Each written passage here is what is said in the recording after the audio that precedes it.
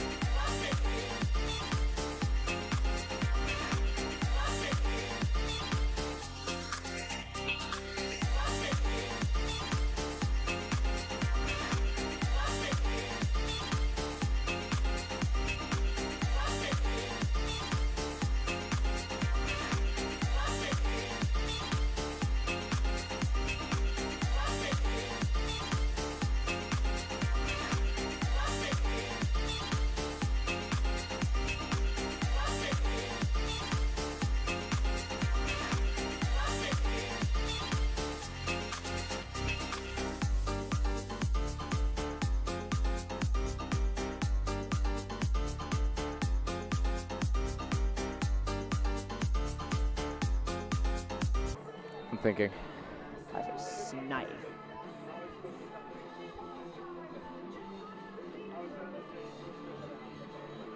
Okay, I think just ask me what the two teams are looking for, because I'm going to talk about the fact that Tufts last game versus Union had a season low 14 goals, which is like a crazy thing to say. Yep. And then also the fact that Middlebury is off to their best start since 2008 and is looking to keep their record going. Yep. I think that's good. Wow, it smells a lot like weed. Oh, yeah. Big time. Big crowd here today. Yeah. Okay. I have stats open too. Live ones? Yeah. Yeah, How good are they? Pretty good. Okay. They do a lot better job on lax than I've seen them do on pretty much any other sport.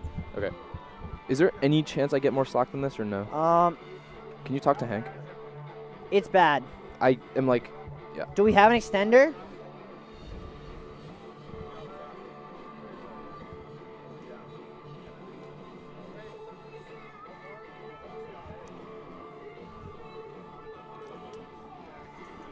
Is he getting me extenders? I have no idea. I can't see. He's talking to Max about something. Okay, I think they're getting me extenders.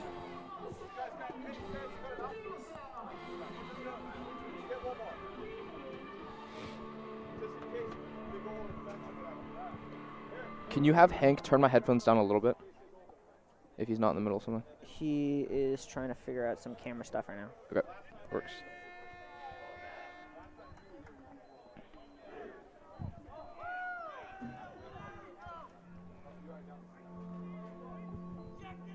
What the fuck was that? It's better, I think. It's better for me. You must have turned it down. Okay. You can still hear me good? Yeah, I got you. Okay. There was just a good bit of static for a sec, but yeah, I'm we're with good you. now.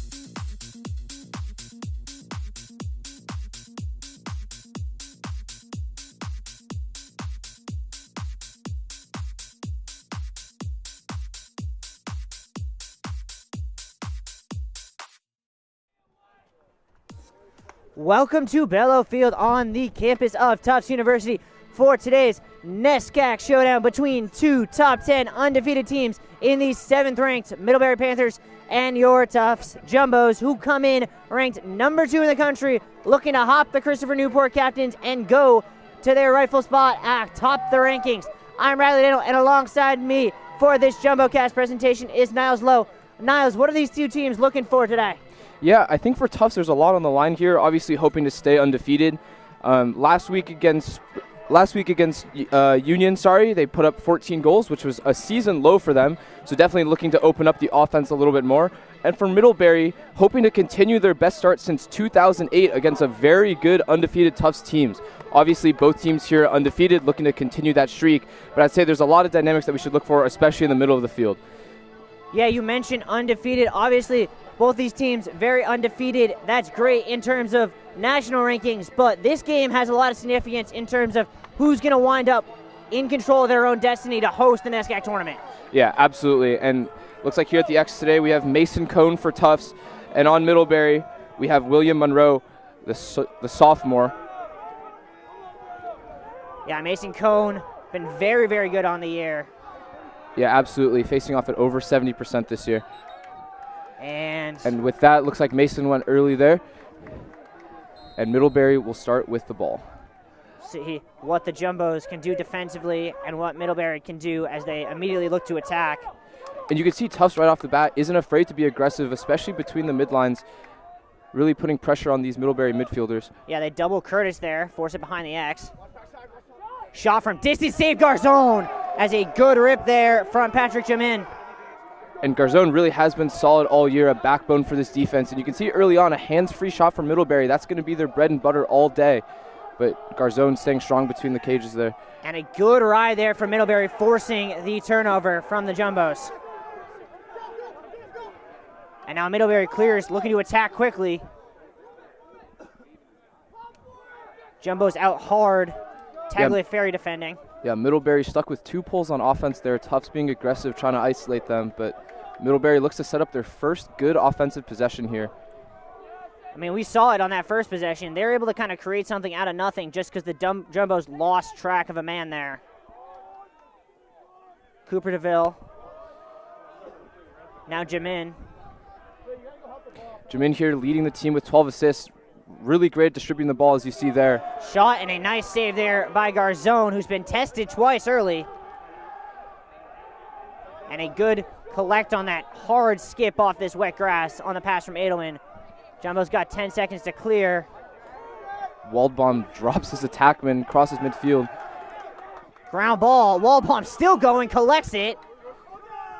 2 on him, and that ground ball will be corralled by Joe Murthaugh, who gets about laid out. Jumbos have numbers. Skip pass, shot, save! What a save coming across there by Hayden Kern. Yeah, Swank with about as good of a look as he's going to get all day there with the pass from Boyden, but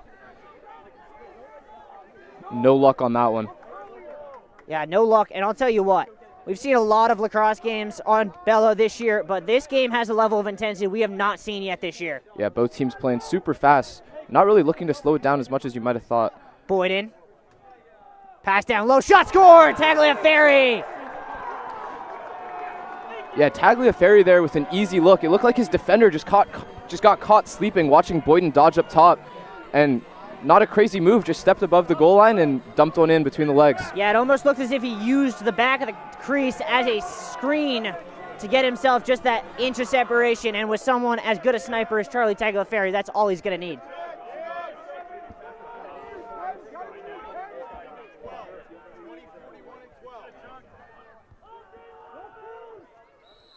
And another violation on Mason Cohn. Yeah, and that's something to keep an eye on. Now that Cohn's got twice, he's got to be careful here, especially with the new penalty rules for going multiple times early.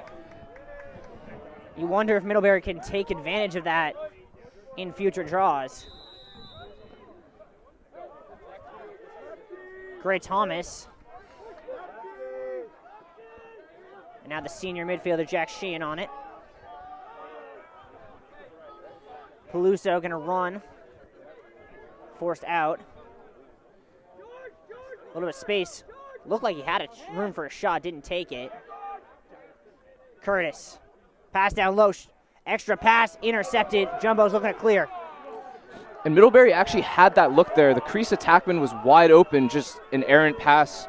Couldn't find the target in the middle of the field. Sam Sturm able to clear. Jack Boyden on it in a hurry. Skip pass, Brune, shot, scores! What a feed from Jack Boyden, and Kurt Brune goes top corner. And for Tufts, it really is just that easy sometimes. If you're going to leave Brune alone, hands-free from his spot, he's going to put it wherever he wants, and it's up to the goalie to try to beat him there. And that time, Brune just stuck it in the top right. Not a whole lot you can do as the Middlebury defense there. Yeah, and you almost feel bad for Hayden Kern in net. Like, he's a first-year, he's had a phenomenal year, but there's not much you can do in high school lacrosse that prepares you to try and stop shots like that. Yeah, absolutely not. And to be fair to Kern, he's had double-digit saves in 5 of his 7 games this year, but against shots like that, you're just really not given that good of a chance as a goalie to make a save. Draw one there by Monroe.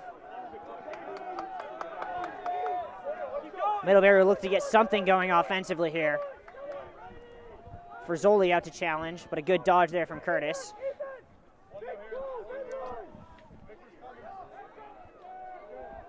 Ryan forced around by Edelman.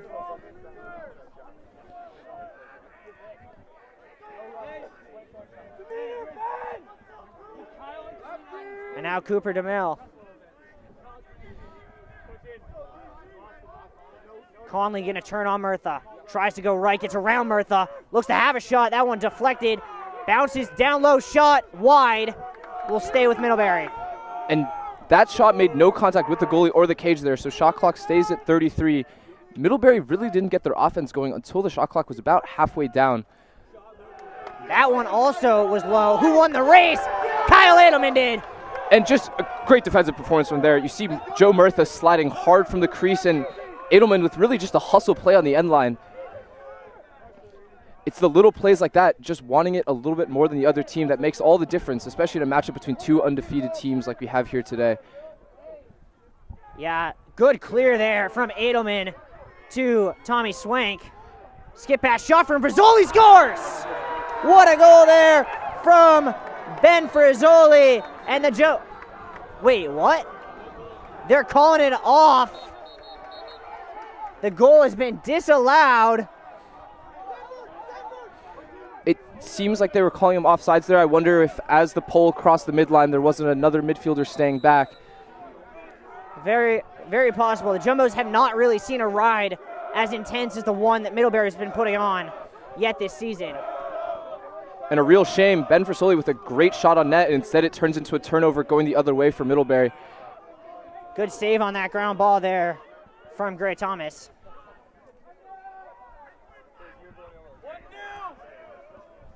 You can really see the level of trust that Tufts has in their short stick defenders here. Up top is Ethan O'Neill, a freshman, getting put up against a tough matchup.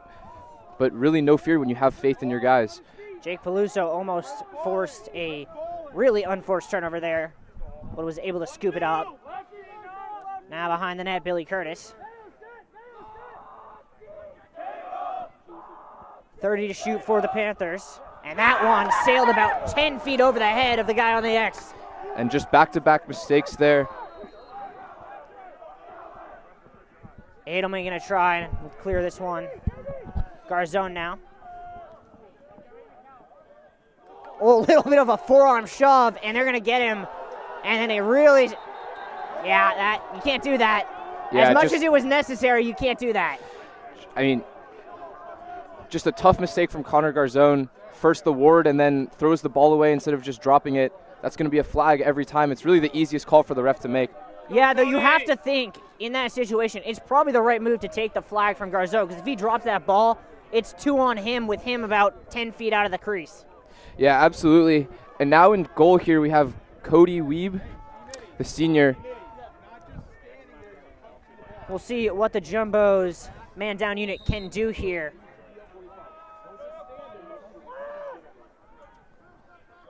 And see how the Panthers man-up unit looks. Forbes now behind the X, skip pass. Curtis at the top. Coming to grab it there is Thorndike. their leading scorer. Curtis back to Thorndike. 8 on the penalty. Yeah, you're going to see Joe Murtha. Shot is blocked by Edelman, and he can look to transition as the Jumbos get back to even strength. Kurt Brun wants it. Yeah, keep an eye out for Brun here on the backside. Shot is in the back of the net there from Sam Stern. And when you have defensive middies like Sam Sturm, like Joe Murtha, who are not afraid to stay on the field and transition, it's really just a nightmare matchup for Middlebury. Yeah, I mean, that's a momentum killer for Middlebury. You had the man up, you got no looks whatsoever, and the Jumbos turned it in to a goal immediately after. And nothing gets a team more gassed up than when a D midi just puts one in transition like that. Like you said, you can really feel the momentum swinging here. See if the Jumbos can get their first draw win of the day. And another violation, this one on Salcedo. And now the Jumbos are going to go a man down again. And a bit of a shame for Salcedo. It was Cone who had picked up the 2 earlier infractions, and he had gone in for the 3rd here.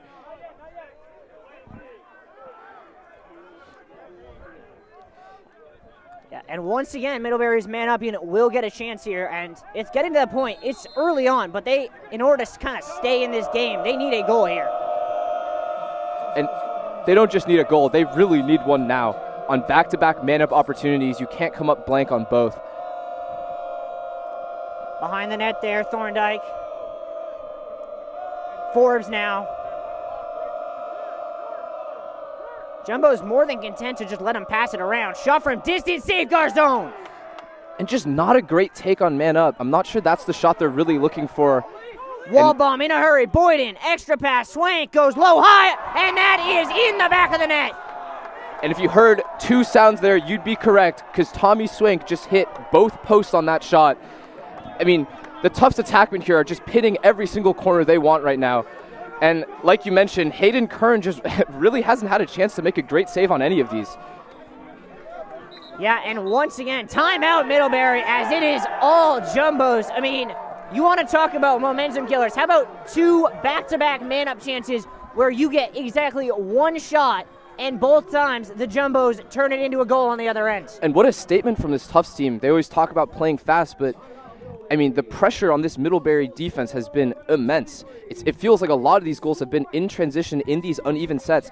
I'm not sure we've actually seen Tufts set up in a full offense yet. It seems like all of these opportunities have been, in that transition game as both teams are trying to make subs. Yeah, you want to hear something terrifying for Middlebury? It's 4-0. Jack Boyden is yet to take a shot. Yeah, I mean, if everybody else is doing it for him, he has no need. Well, it's not like he's not made a difference. He already has 3 points on the day, 3 assists on the 4 Jumbos goals. But if he starts shooting, we could be seeing this Jumbos team start taking aim at some program records at this pace. Yeah, and I think if you're the Middlebury coach here, you're really just telling your players, we're getting the offensive possessions that we want. They're slowing it down. They're using the shot clock to make the substitutions that they want. They're just not getting the looks that they want. I mean, that last man-up opportunity, they're taking an underhand shot from right inside the box. That's just not the type of look you want on a man-up opportunity. I mean, yeah, and also, sure, you can shoot that as well as you want, but a look from there is not beating Connor Garzone. Absolutely, yeah. And I'm sure they thought they had an opportunity there when Connor Garzone with the penalty and Cody Weeb in, but like you said, not even a shot on that possession. We'll see if the Jumbos can finally win a draw. 0 for 4 on the day with 3 infractions.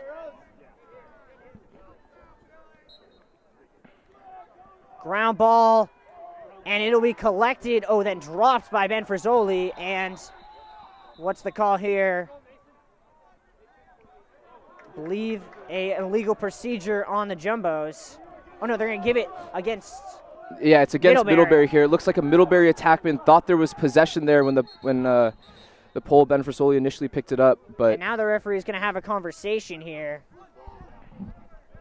Yeah, as 1 point in one way, 1 point in the other way. It is going to be Jumbo's ball, and they can set the offense up in a full set for the first time today. Yeah, like you mentioned, this will be our first time really seeing this Tufts offense in this settled set. And again, keep an eye out for Brun on this left wing. Well, one eye I definitely have an eye on, as Tagliaferri makes a nice run, is Kevin Christmas, because he is about 6 inches taller than everyone else on this field. Yeah, Kevin Christmas at 6'6", really can't miss him on the crease here. tough matchup for really anybody on this field. Salfrazoli now, around one. Broom behind the net, gets doubled, trying to get rid of it. Ground ball, and Middlebury comes away with that. Nicely picked up there by Teddy Curran. Yeah, and you can see how early this Middlebury team is willing to double threats behind the cage, especially, Jack Boyd and Kurt Brune. But now that they realize these slides are coming as early as they are, look for Brune to dodge with his head up and re-dodge, move the ball. And here we see Tufts moving back into transition. Ayers bringing it up. Swank now. Skip pass. Tagliaferri going to have a shot and get a score. And it is all coming up dandy for the Jumbos. And just when Middlebury finally gets Tufts in their settled set, and they're thinking, man, finally we get to play some 6-on-6 O&D, all of a sudden Tufts is biting you in transition again. That's the advantage of playing this fast when you trust all of your guys. You can play offense with poles still on the field, with D-mid still on the field. It puts a lot of pressure on these Middlebury D-poles to play defense on attackmen when you have someone like Charlie Tagliaferri coming right out of the box willing to shoot. Yeah, Charlie Tagliaferri already 2 goals in this one. Jumbo's 5 goals all in transition. And Mason Cohn able to grab that one. Yeah, and like you said, since his first 2 infractions, Mason Cohn has come back on and won 2 straight. Boyden fakes the shot. Ben Frazzoli. And now Mason Cohn will set up an Cohn attack. looking to set up a dodge. If Mason Cohn scores, this place might go bananas.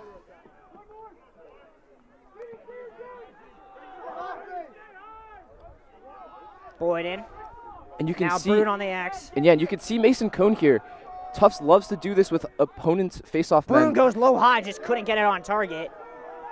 Swank first to that. Mason Cohn uncovered here as the other face-off guy subbed off.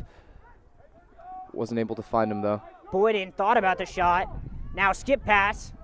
Pass down low, deflects. And who's going to win that race? The Jumbos are. Yeah, sort of a weird play from Timmons there. It looked like he wasn't sure if he wanted to shoot or make that skip pass across the crease. It sort of ended up just bouncing halfway between. Boyden to Brune in his spot on that right slot. Around one. Double comes. Boyden at the top. Brune. Spins back middle. Got a lot of contact. Jumbo's going to win that race. They got to be heads up here with only 17 to shoot.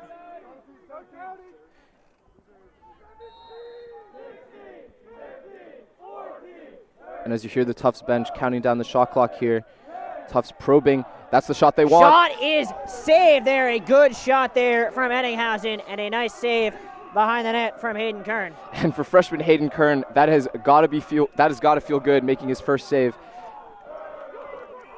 See if Middlebury can build a little bit, right? Your first big defensive stop, looking to put the ball into the offensive end. Good clear there from Patrick Jamin, just doing it himself, and the Jumbos trip themselves up. Curtis thought about the shot, didn't take it. Yeah, and good help D there from Tufts. It looks scary for a second there, but looks like we're settled into some 6-on-6 here finally. And once again, I mean, we've said it a couple of times, but Middlebury seems very hesitant to take anything that's not the perfect shot. Yeah, you're really seeing them use a lot of this shot clock early on just to set up their guys, set up the plays, which is vastly different from the way Tufts is playing, which is not afraid to attack early in the shot clock when you have these, uneven situations. Yeah, absolutely. Good stutter step there from Jamin, but not able to get around Lewis Timmons. Skip pass down low, Wallbaum to defend. 13 on the shot clock, Wallbaum takes the ball anyway. Yeah, and Wallbaum just shut the door there. Tufts had finally slid, and it looked a little uneven on the outside. Oh, great play by Edelman to scoop that up. Kern's able to corral it, but that's just the hustle you come to know and love from Kyle Edelman. Curtis thinking about a shot, double comes, and the Jumbos once again able to force them back.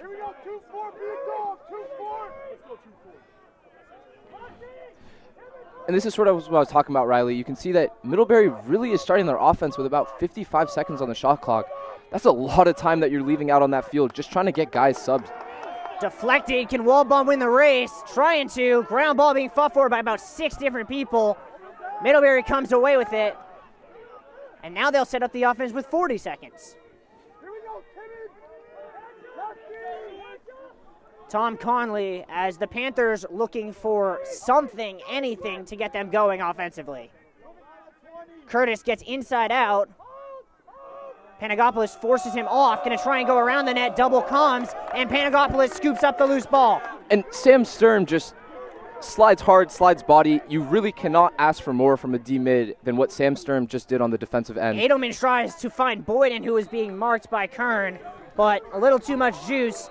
Edelman's got to spend less time in the workout room. Yeah, and it's a good idea there. You have Jack Boyden in that back corner against the goalie. You're really just trusting your guy to make a play there. Unlucky from Kyle Edelman that he overthrew him a little bit, but, I mean, Jack Boyden against the goalie, I think is a matchup that really anybody would take. Yeah, I only can imagine one winner in that matchup. Jake Peluso, little stutter step, gets the legs taken out from under him, and then that one is going to go out, and that'll be Jumbo's ball. 3 minutes to go, first quarter. Jumbo's up 5-0 against the 7th-ranked Panthers. And it really just feels like Middlebury is just shell-shocked right now. They're trying to get anything going on the offensive end, and it really feels like nothing's working. They've tried to mix it up. They've tried to be aggressive early on. They've tried to settle into these uneven great sets. Save there. And look here, the goalie's caught out of the cage. And a goal put in the back of the net there. A nice finish from Cam Del Cristo, who realized that Hayden Kern was nowhere near his crease and found the back of the net, and it is 6-0 Jumbos. And these defensive middies have made all the difference today for Tufts. Sam Del Cristo just took that dodge on the other end, fought his way back into the offense on transition, and then recognized the situation of the goalie being aggressive on the ride and put it into an empty net. And, I mean, we talked about it pregame, not on air, but we talked about strength of schedule. And the Jumbos, they're 7-0 through a really difficult schedule. Middlebury is 8-0 through what has been a somewhat easier schedule, and I think we're seeing that play out right here on Bello. Yeah, exactly. It's tough to talk about Middlebury's games in the past, but Tufts has beaten 5 teams in the top 20 out of their 8 wins this year. Another unforced error for the Panthers, and taking this one up is O'Neill. Able to corral that ground ball. For Zoli, this time from distance, saved by Kern. Yeah, and just a little too easy there for Hayden Kern. Stick side high from a pole.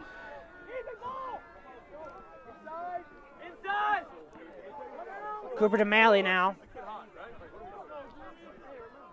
Pass behind the net. He had Conley wide open, decides not to. Now plays Conley. At the top, Russell Thorndike. Yeah, and Thorndike has at least 2 goals in every game this year, been relatively quiet, even just taking a shot on the offensive end, but they now have the 2 short sticks stuck up top in a 2-man game, really what you want to see from your offense. Look for them to try to generate it. Skip pass saved by Thorndike. Little stutter step around O'Neill. Gets inside, pass down low, save! Save on the first attempt, but off the post and in, and the Panthers get on the board. Yeah, and Thorndike there had a short stick up top and beat his man initially and found the guy on the crease after the slide. And that's the type of offense you want to see from Middlebury, right? Keep it simple, get your guys with the ball in their sticks, and trust your offensive weapons. Yeah, a goal there from the junior attackman, William Ryan, gets the Panthers on the board with a minute to go in the first. And it looks like we have Salcedo back on the field here after his initial infraction. Salcedo this year, 50 for 91, 55% at the faceoff dot. Not able to win that one as another faceoff won by Monroe. Skip pass intercepted. Who else but Joey Walbaum? Yeah, and great hustle play there from Salcedo. Lost the initial draw, but got the trail check, forced the turnover, and now Tufts is moving back into the offensive end. Michael Ayers, a long pull up to Swank, and the Jumbo's going to look to set up. Boyden.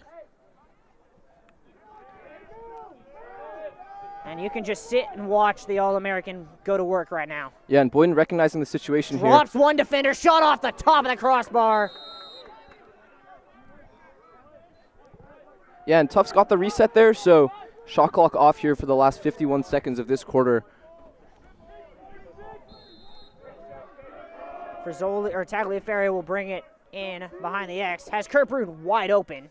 Gives it to him. Thought about the shot. Gets around. Shot low, high, wide.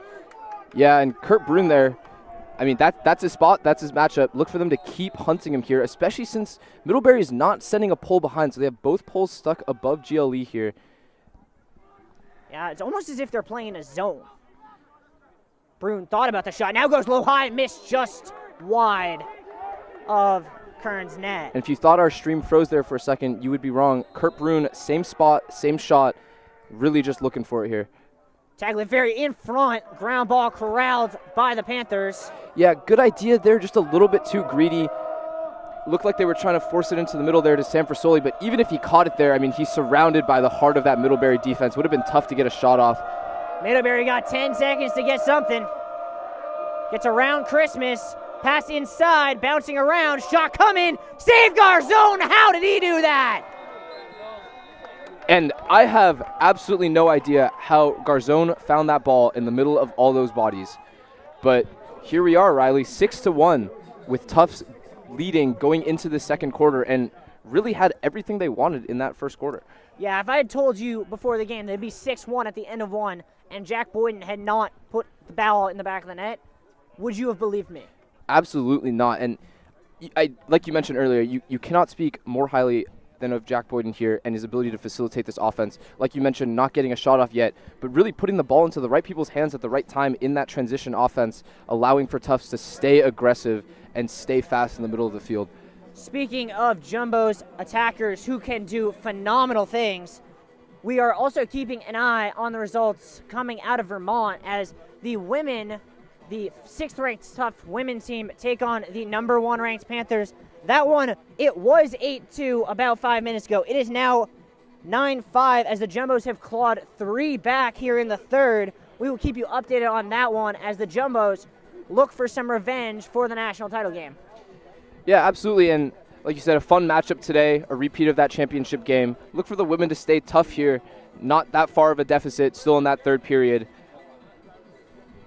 And for the guys, I mean, just keep doing what you're doing at this point. Yeah, absolutely. And you have to wonder more about what the type of conversations are going on in that Middlebury side of the field. I think if you're Coach Campbell here, you have to be telling your guys that, you know, that one offensive set that we had where we settled into a 6-on-6, we isolate our matchups up top and we dodge, they got a goal out of it. So really just try to keep it simple, stay with the fundamentals, and not try to slow the game down a little bit. Don't play Tufts' game of that fast transition. Really play your style of slowing it down a little bit more on that end of the field. Yeah, and I mean, you want to hear something that would give Coach Campbell a little bit of encouragement, but also at the same time scare him. They're 6 for 8 on the draw. They've gotten into the Jumbo's zone. They've gotten their attack set up. They've just not been able to execute. Yeah, and Mason Cone, like you mentioned, 73% on the year, had some infractions early on, but I can't say Middlebury was expecting to win that faceoff matchup as handily as they are right now. But see if Mason Cone can turn around here in the second quarter. He'll be back out once again facing off against Monroe, who's been 6 for 8 on the draw today. Been helped out by 3 infractions.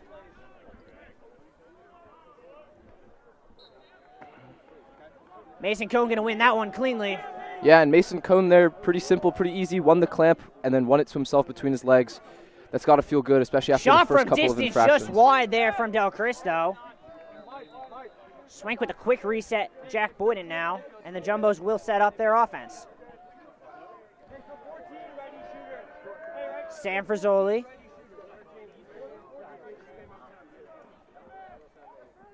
Going to cut inside, has Boyden. Instead, he'll skip all the way around to Tagliaferri. And keep an eye out here for Regneri behind the cage on the field for the first time with the short stick matchup. Tagliaferri, long skip pass to Frazzoli, who can turn and go 1v1. Gets inside, shot on net, off the post. And the ground ball corralled by Tagliaferri, who spins on a dime and can look to go straight. Slide coming, skip past Boyden, pass inside, shot just missed by Kurt Brune. And yeah, Tagliaferri a little slow to get up there. He drew the late slide. Looked like it might have been a little high. Looks a little shaken up, but has a stick back in his hand. Regneri behind the net. Boyden skip pass. Kurt Brune in his spot. Boyden now in his spot. Low high save. Not able to corral it was Kern on the ground fighting for it. And ground ball still being fought for. And that's going to go to the Jumbos. And look for the Jumbos to go quick here. You have a Pole who's stuck behind, moving a little slow. Boyden, double team, skip pass, got to Brune after a deflection, around one. Goes low, high, are you kidding me, Kurt Brune? And Brune there picked that ball straight off the turf. Stick didn't move a little bit and just flicked it into the top of the net. Yeah, Coach Campbell asking for an explanation on the call. Don't think he likes the one he's getting, but regardless, it is 7-1 Jumbos.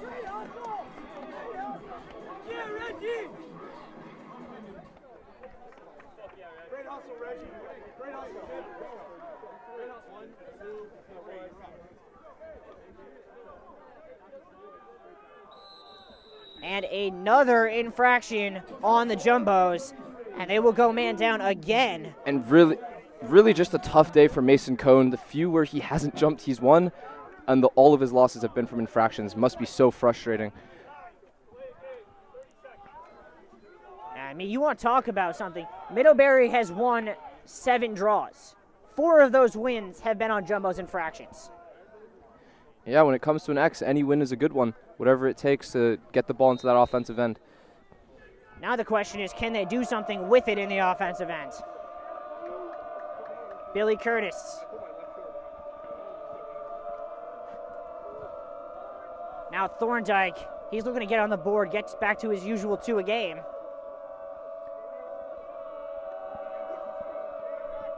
Skip pass. Pass down low, deflected. Still gets to Curtis, no looker. Down low, trying to get a shot, and that one's in. A snipe into the top corner from William Ryan. Yeah, and finally Middlebury gets that matchup that they want on man up. They force the rotation, and they find the man on the backside. William Ryan there with a good shake, gets his hand free and puts one in. Yeah, he gets his second on the day. He's the only one who has scored so far for the Panthers. And just a really great shot, as Garzone had about 99% of that net covered, but Ryan found the 1%. And finally, Middlebury finding the net on man up. It's got to feel good for their man up offense, who has been solid throughout the year, but has been struggling in this game. Cone able to fight that one forward, and then just lays out a Middlebury player, and Jumbo's going to go man down. And Coach Dinolfo is screaming. He thought that was clean. So did I. But I think they're going to get a push in the back. Yeah, and that's just an unlucky break, really, for Mason Cone. Had his shoulder maybe a little bit late in the back of a much smaller player, and, you know, those types of collisions where one player moves that fast and the other player flies that far will tend to draw a flag. You wonder how much that flag is a result of Mason Cone getting already flagged twice for infractions. Because you know that's what was triggering that hit being so ferocious. And here we are again, Middlebury on their man up. Yeah, a little bit of a different unit. Will Zink on the field for the Panthers. Forbes thought about it. Curtis. Pass down low, looking to get the 1v1 isolation, not finding it.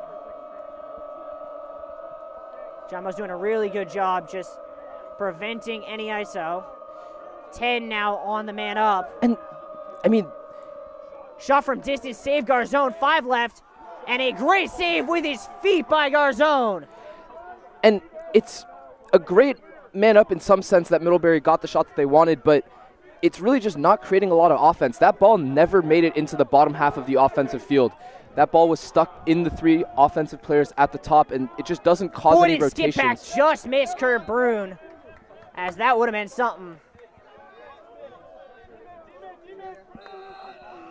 Middlebury will get another chance to clear. And Middlebury with a little bit of momentum here, right? Their offense is clicking a little bit more. It feels like they have a little bit more energy, especially on the sideline. Well, they got 5 to clear here. Able to do it successfully. Ayers has him pinned a little bit, but a successful pass. Now they got an on-man rush if they hurry.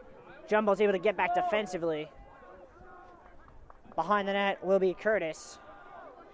Gonna turn on Edelman. Edelman not letting that happen. And here we go again. Middlebury really starting their offense and still substituting with 40 seconds on the shot clock. It's almost as if Coach Thompson is afraid, or Coach Campbell, excuse me, as that is just a horrible unforced error. Just an unforced error, and Joe Murtha is willing to go fast here. Jumbo's 4 on 3. had numbers. Murtha passed Brune, lost control of it, and that is something you see once in a blue moon. Yeah, just unlucky from Brune there. It looked like he thought about the shot a split second before the ball was in his stick.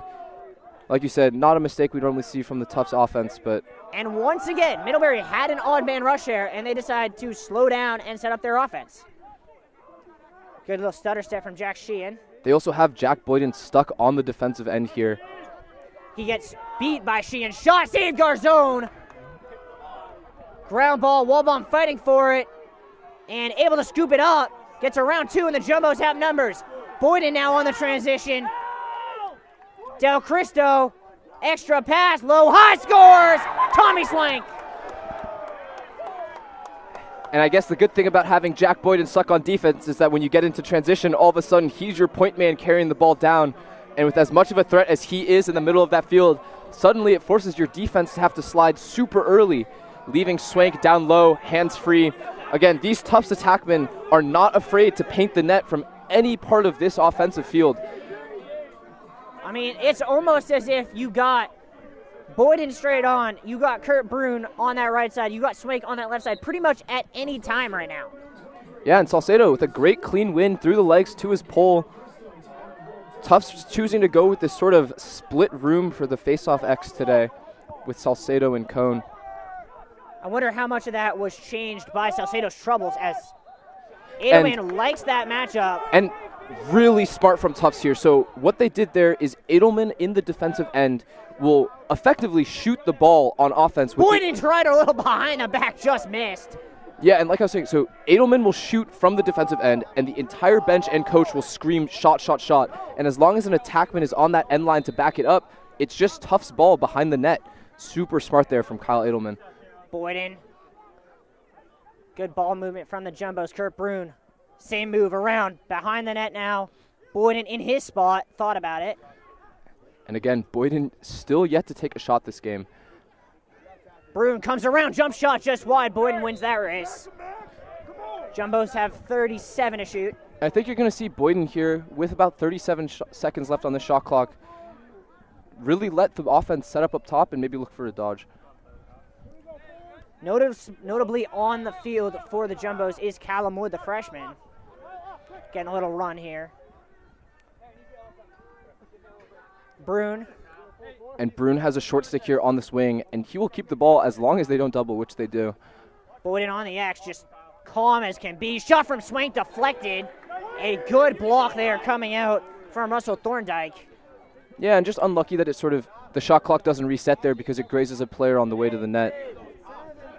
Boyden skip past Brune in space. Double comes, still shot, and a good block by Middlebury. Jumbos will get the ball, but there's only 10 on the clock. They got to be alert to this. Yeah, and good trail check there from Finn Muldoon, one of the senior captains on this Middlebury team. Really the heart of their defense here with the short stick D-mid. Jumbo's got to create something. That ground ball's not going to do it. And Swank, just going to go with a cross check, preventing Middlebury from transitioning. Shot from distance, save Garzone. As a good look from Billy Curtis. Garzone even better. But then he gives it right away. Middlebury has numbers, and an offside is called. And now the Jumbo's going as we are going back and forth here on Bello. Edelman. Skip pass from Eddinghausen. Boyden. And while most teams would be desperately trying to sub here through the midline on offense, you can see Tufts is comfortable just playing with the guys they have on the field. Eddinghausen just gets a round one in on crease, forced behind with a double. Kurt Brune low high, just missed.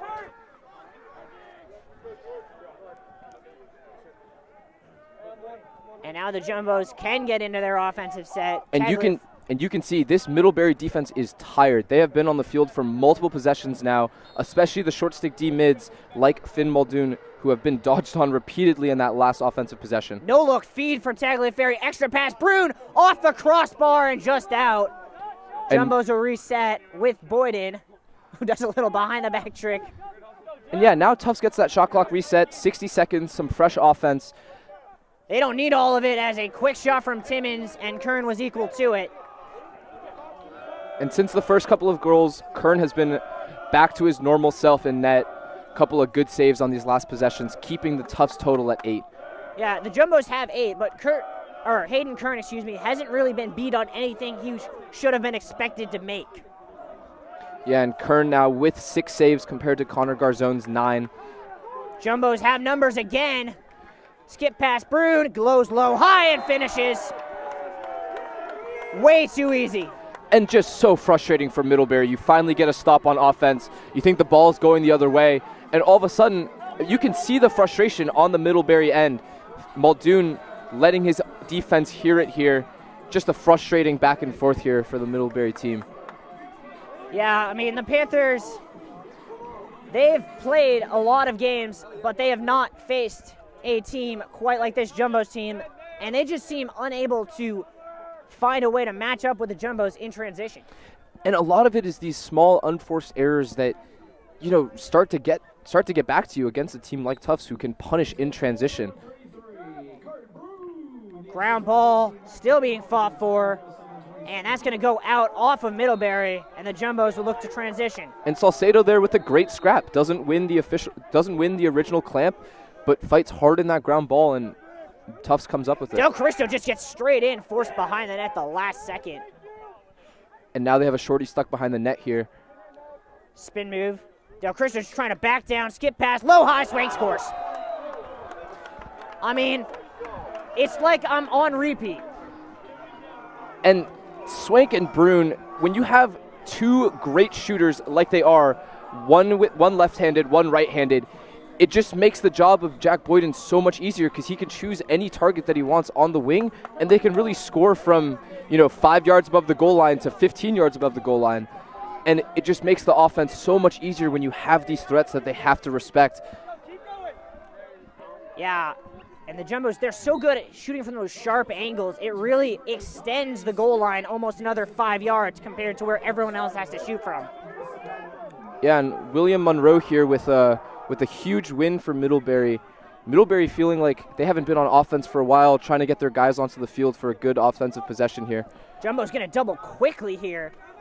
And a timeout called by Coach Campbell as he saw a turnover coming and rightfully called timeout. Yeah, great job by Coach Campbell there. Been coaching at Middlebury for 16 years, recognizing that this is a big offensive possession for Middlebury who need to settle the ball down, and the double was quick, and it looked like a turnover was coming. So, yeah, great heads-up play there from Coach Campbell. Yeah, speaking of scores, we had updated you on the score from Middlebury at the start of the second. It is now 12-5 as the Panthers, the number 1 team in the country, starting to pull away on their home field where they have only lost once in the past 4 years.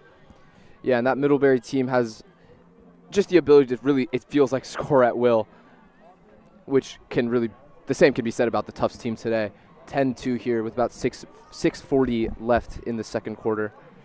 Yeah, while we have this timeout, I will love to introduce the newest member of the Jumbos team, as that is Dermot Tynan, who was signed for the Jumbos through Team Impact on Thursday, who is here on the bench enjoying this absolute demolition of the Panthers. Yeah, and lucky for him, he gets to watch the game now that it's stopped raining. It was raining pretty much all through pregame, and now it's just a nice overcast day as Bello tends to have. And yeah, fun game for him to be here to see. Yeah, it was really great to see him officially sign with the Jumbos Thursday. It's awesome to see him here on the bench. And as a reminder, we will not be calling that play-by-play, but we will keep the cameras on at the halftime break because there is going to be a youth lacrosse showcase, little scrimmage here on Bello. Something this program's been known to do, just interact with the local teams. It's always a great thing, great way to give back, always a lot of fun. Yeah, and speaking of community, if you get to see a shot of the sideline here, the fans and the alumni are here in full force today to see the 2 unbeaten teams go at it, and I think the Tufts fans have been pretty happy to see the result so far. Another save, Garzone. That's double digits in the first half.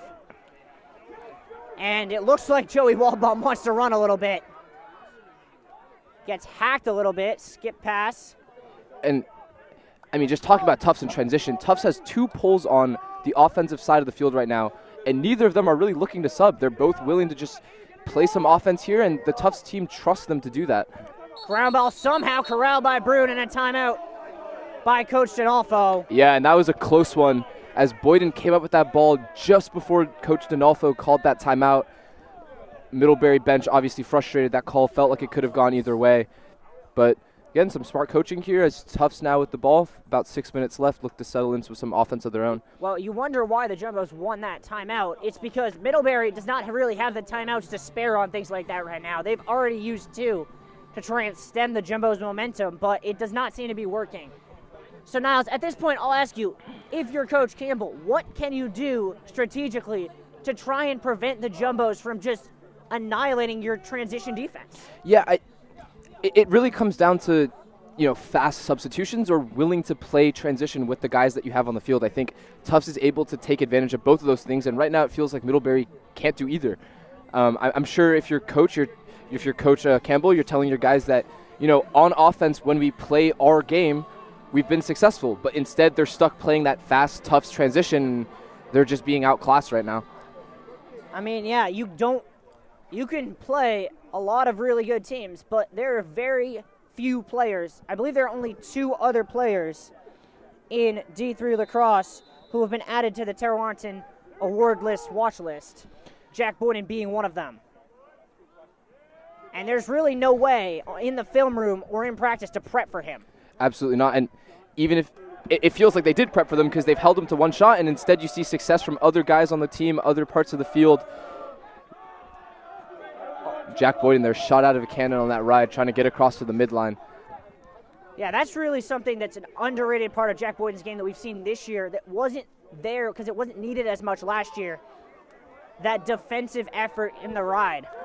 And Joe Murtha here, not afraid to press despite the fact that he's a short stick defender, and just so aggressive right outside that box, trusting his defensive players on the backside to slide if necessary. Double team comes, and somehow Curtis got through both. And Middlebury needs to attack here. They forced a double team on the far side of the field. And a blow up there by Joe Murtha, preventing the shot. And Joe Murtha was a part of that play twice. He doubled initially and forced the bad pass, and then blew up Middlebury's Muldoon in the center of the field. Joe Murtha seemingly everywhere on the defensive end right now.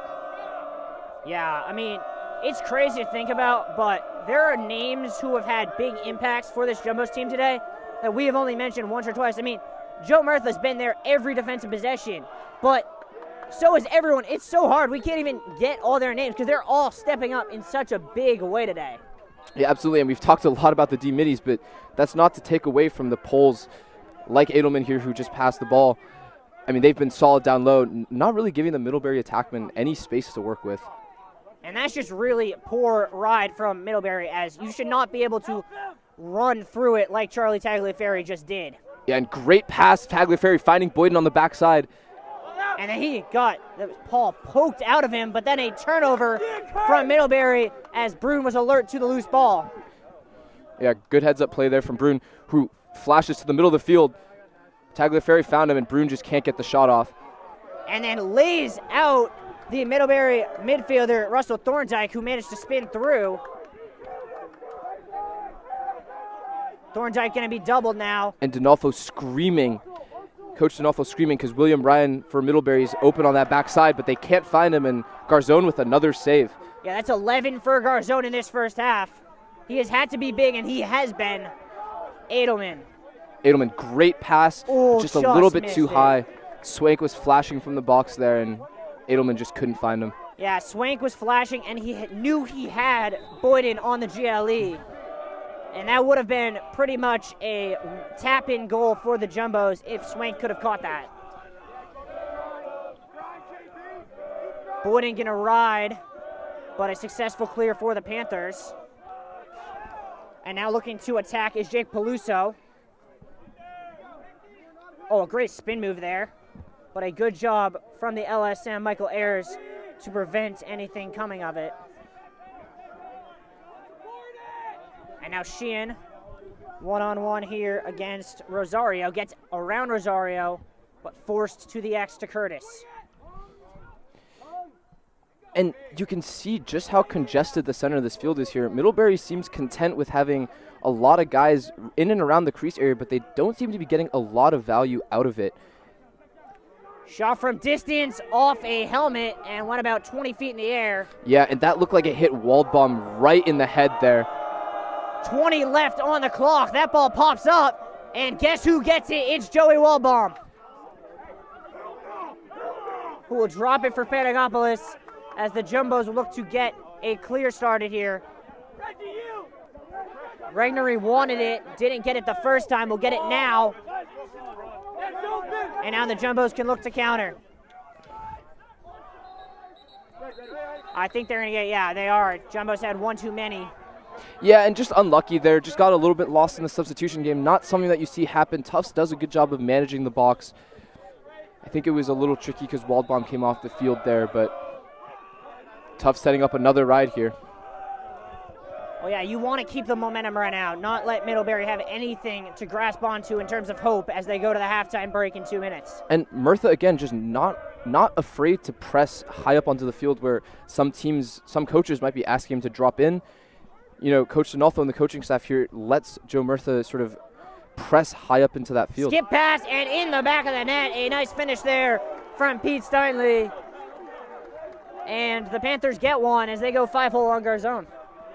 Yeah, and, you know, just solid offense from Middlebury, finding their open man and an easy step down.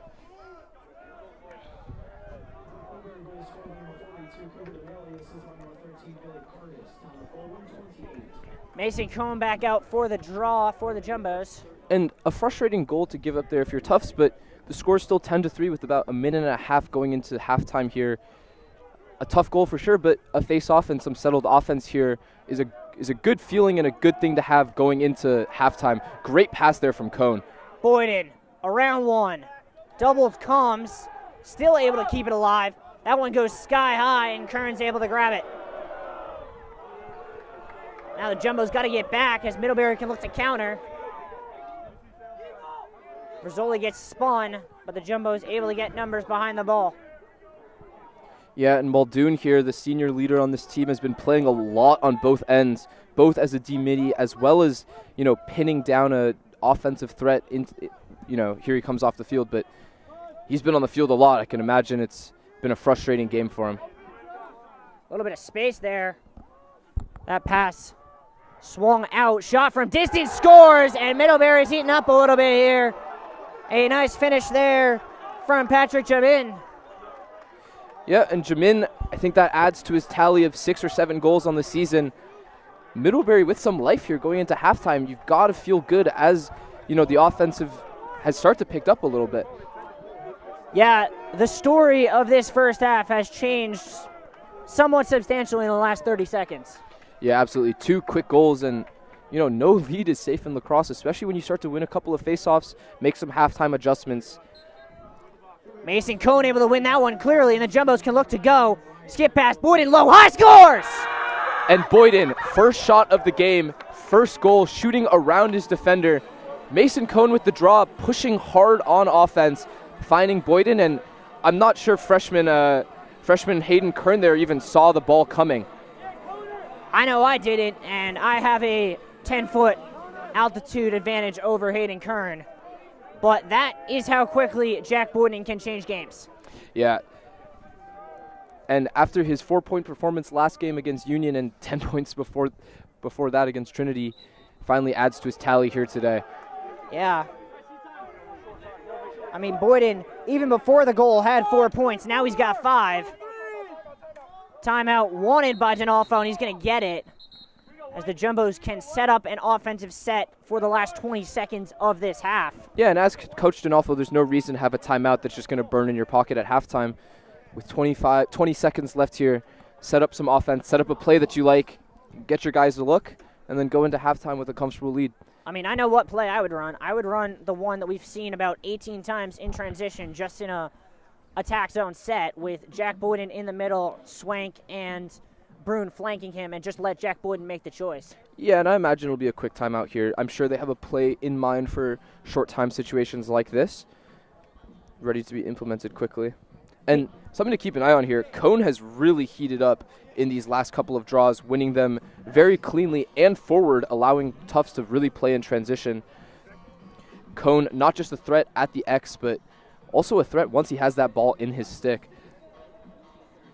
Yeah, and Mason Cone, the senior, yeah, he's a senior, but he's kind of imitating what we saw a little bit towards the end of the season last year from Parker Romero, where he was getting into that habit of winning draws, not back, but rather forward, and then looking to immediately start an almost transition offense for the Jumbos.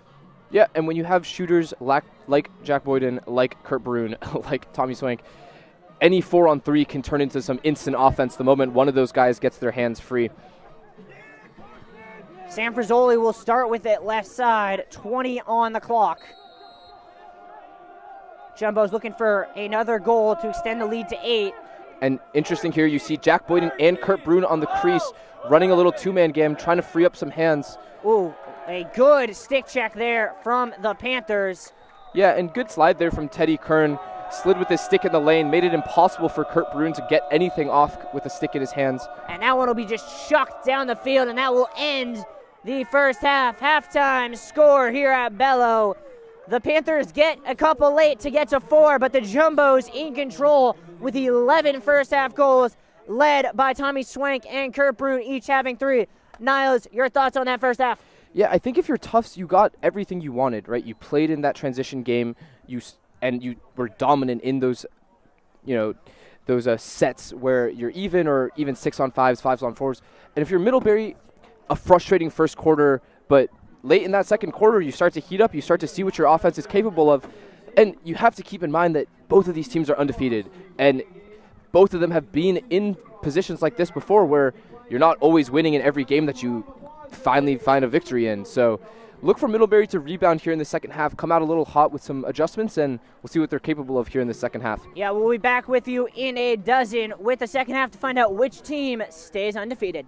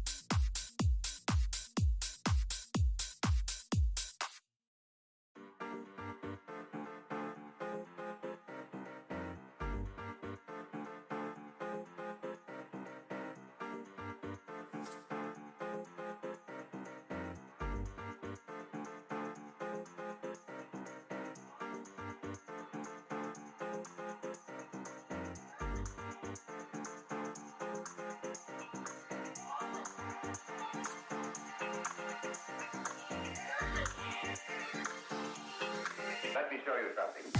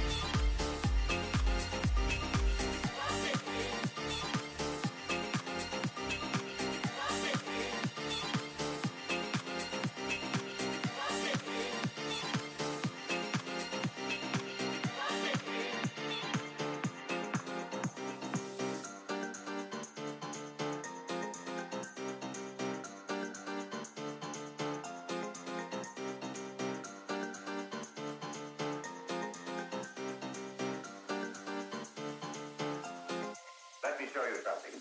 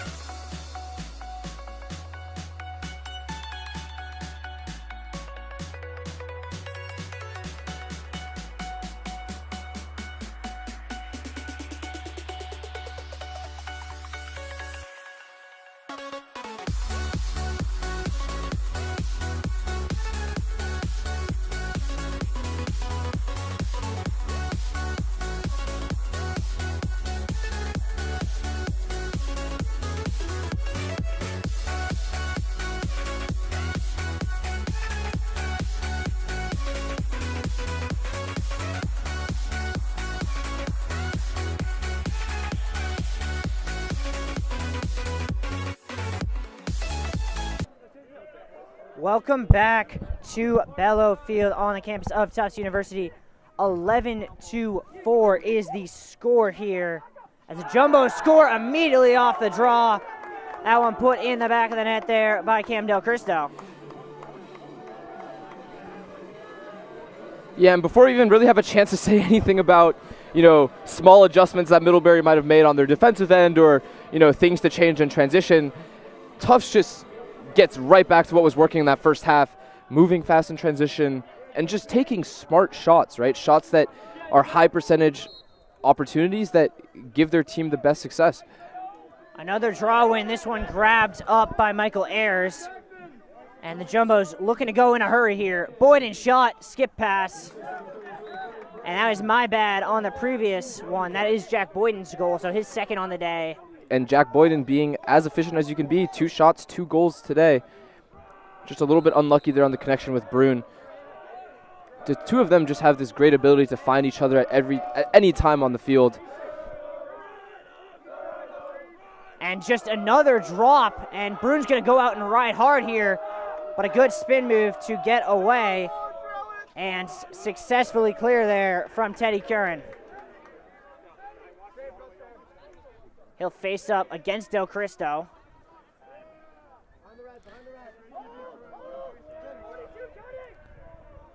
Middlebury looking to get something going here. Russell Thorndike. And Middlebury back into a very similar set as we saw in the first half. They love having these attackmen tight on the crease, stacked up, looking for those inside passes. Just like that, but another unforced error from this Middlebury offense. And a good job there by Edelman getting up, preventing them from corralling that ground ball cleanly. Yeah, and heads-up play there from senior Luke Simpson, trapping that ball under his stick, looking for an opportunity to make a smart pass. Middlebury's got to get something going. Don't quite know why the shot clock reset there. Casey Denolfo correctly pointing that out. Yeah, and the referees will have a discussion here. Like you said, Riley, I don't think that there's any reason for the shot clock to reset there.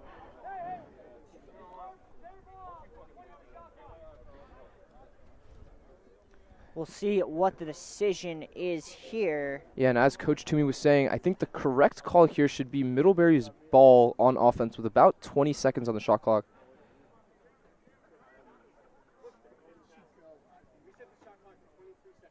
And there it is, 23 seconds here for this Middlebury offense.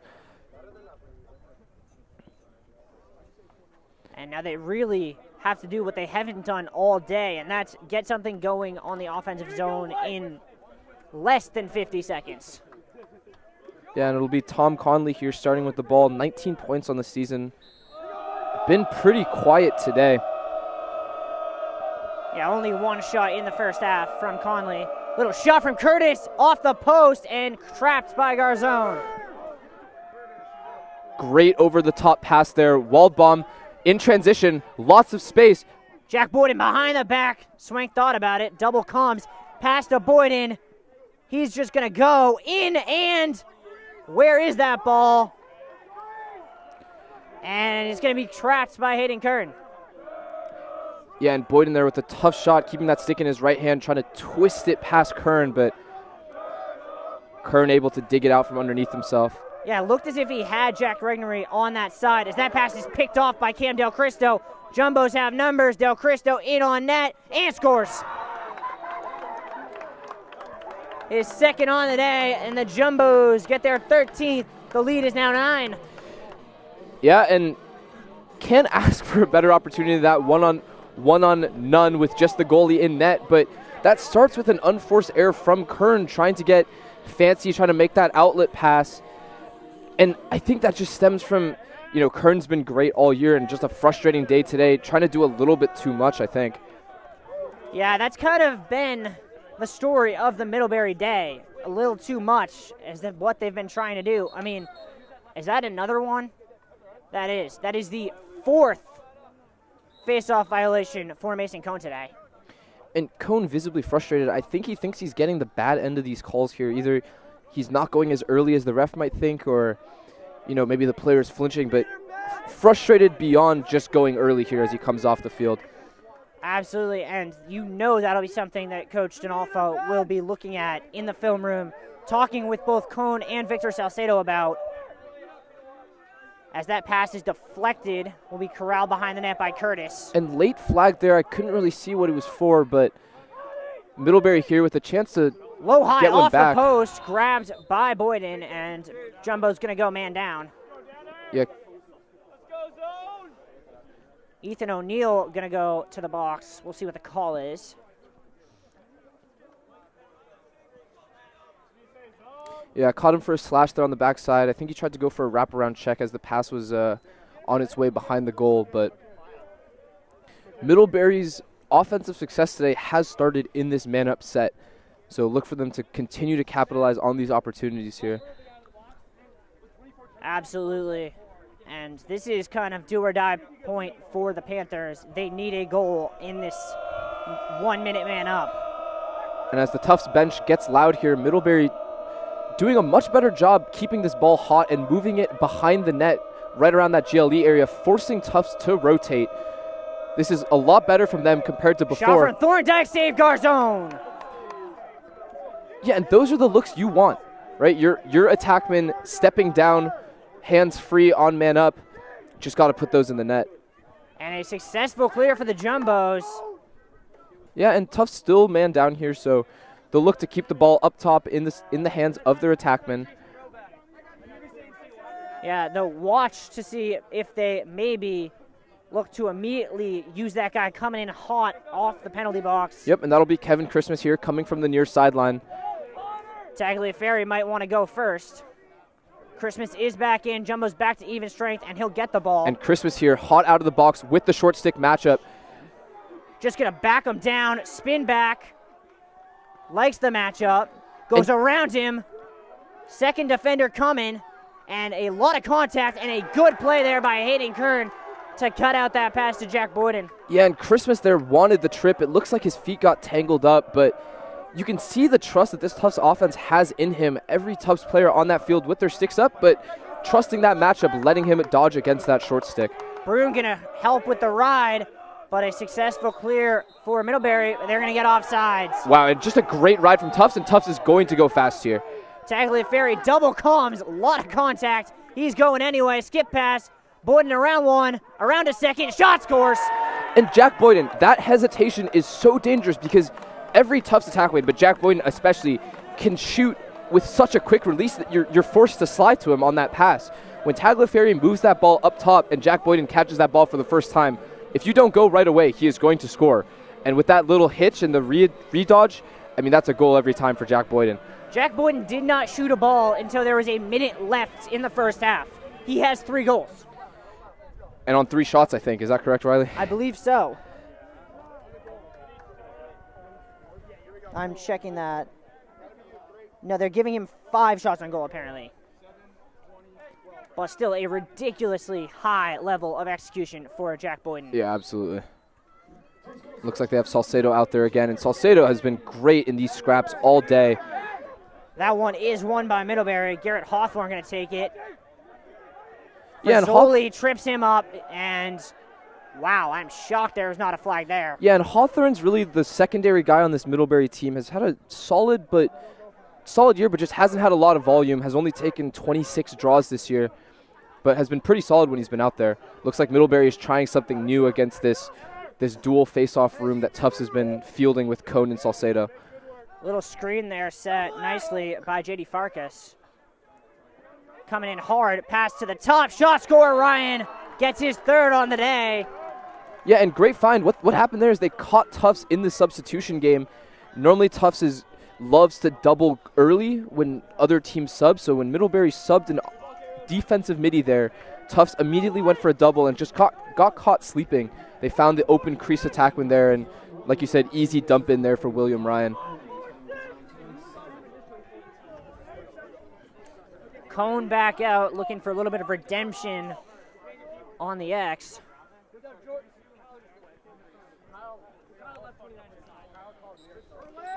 And this time the violation's going the other way.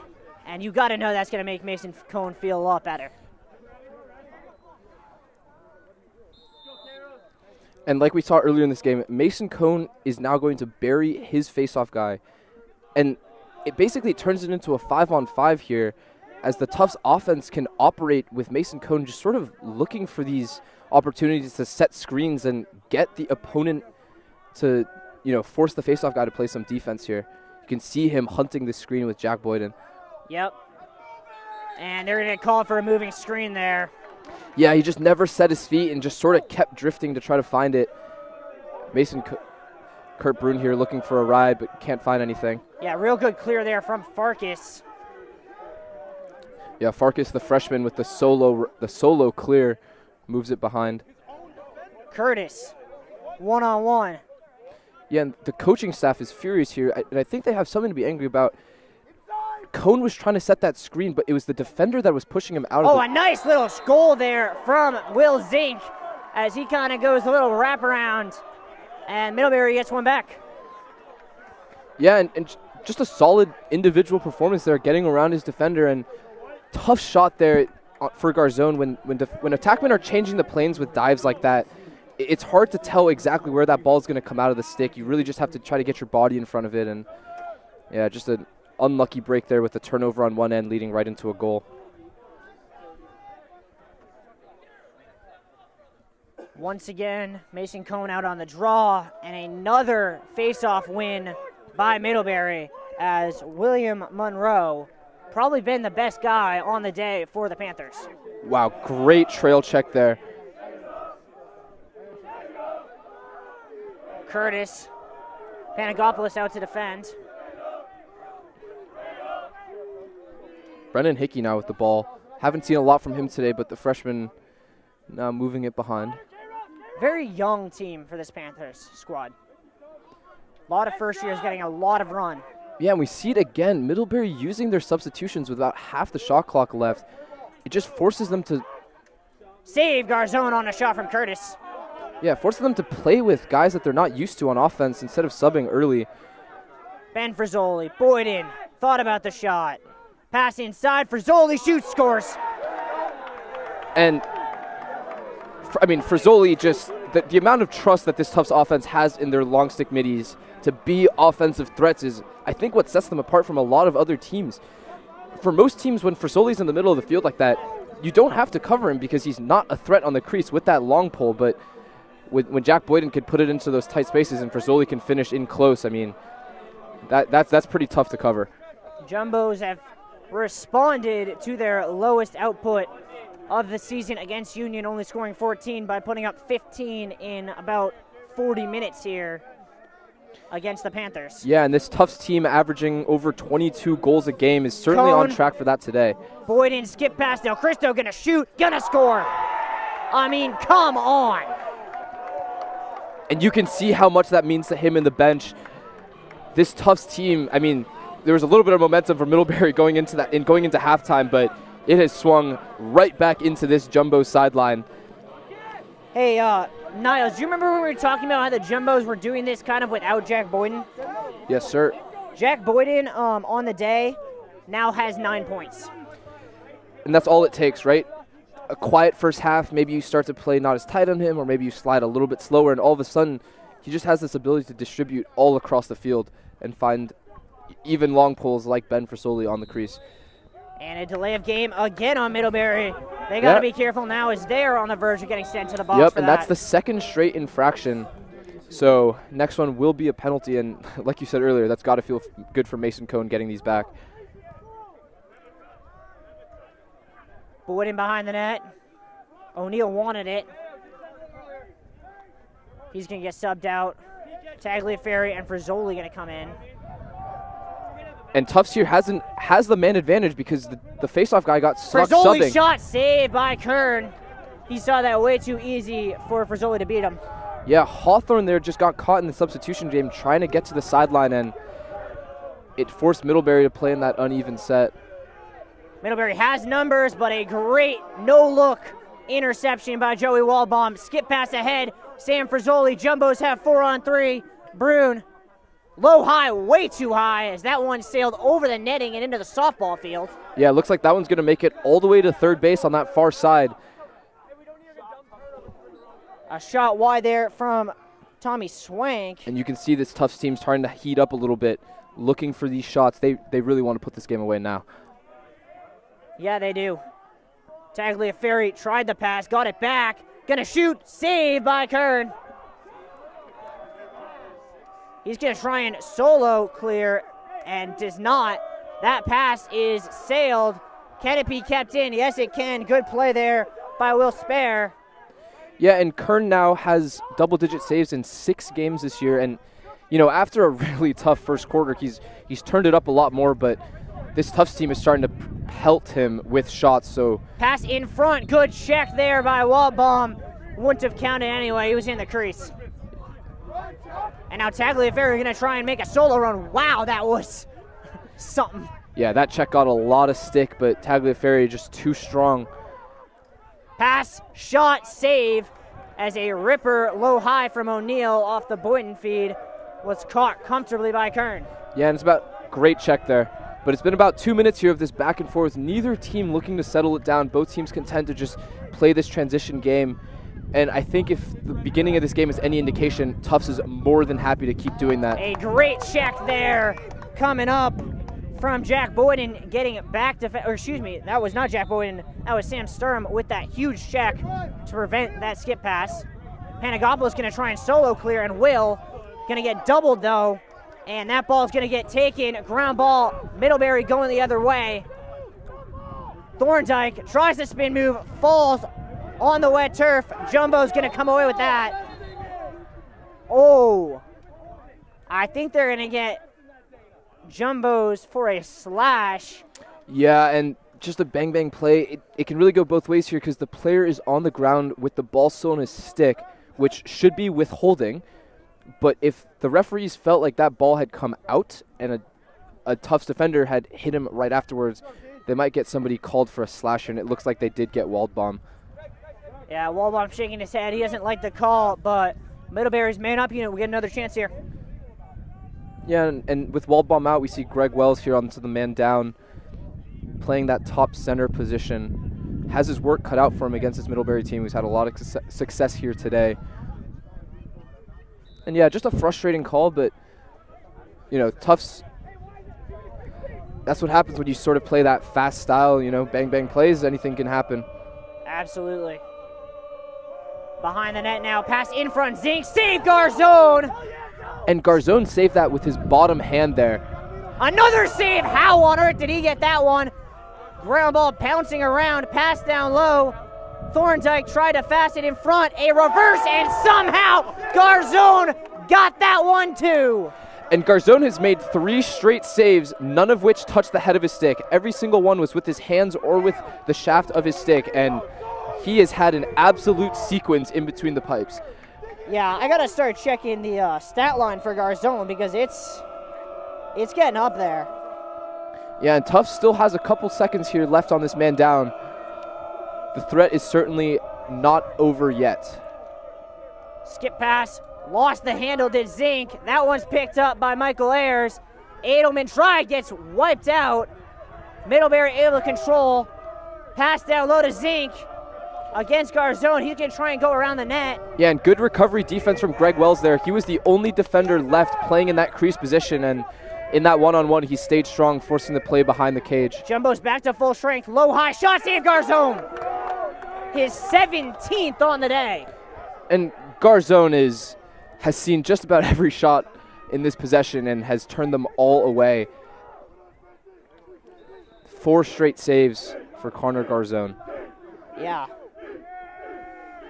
And you can see Tufts sending this double team 2 pulls as Middlebury subs. And they force a turnover there. Joe Murtha wants to go in a hurry, and he will. Oh, he's being told to slow down.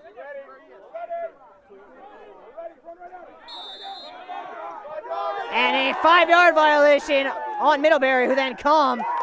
And Middlebury going to go man down. Coach Campbell infuriated, but a really smart play there by Joe Murtha. And what a smart play from Coach Dinolfo there. He's telling Joe Murtha to run straight at him because he's not past that 5-yard line. And it just turns into a free man-up opportunity.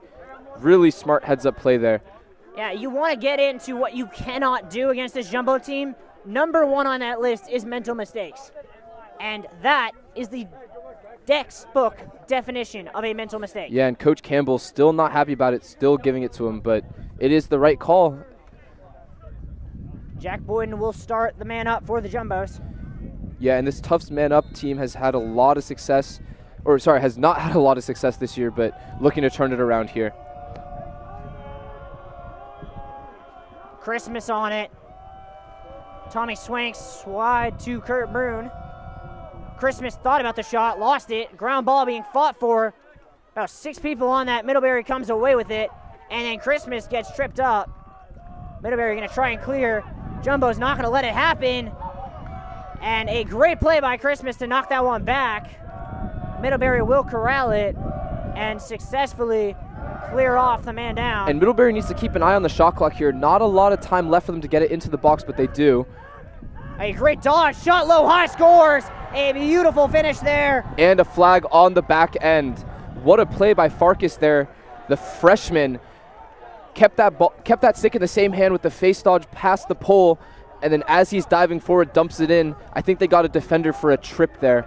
Yeah, Jumbo's going to go man down now. And Middlebury could see themselves have an opportunity to maybe get back in this game.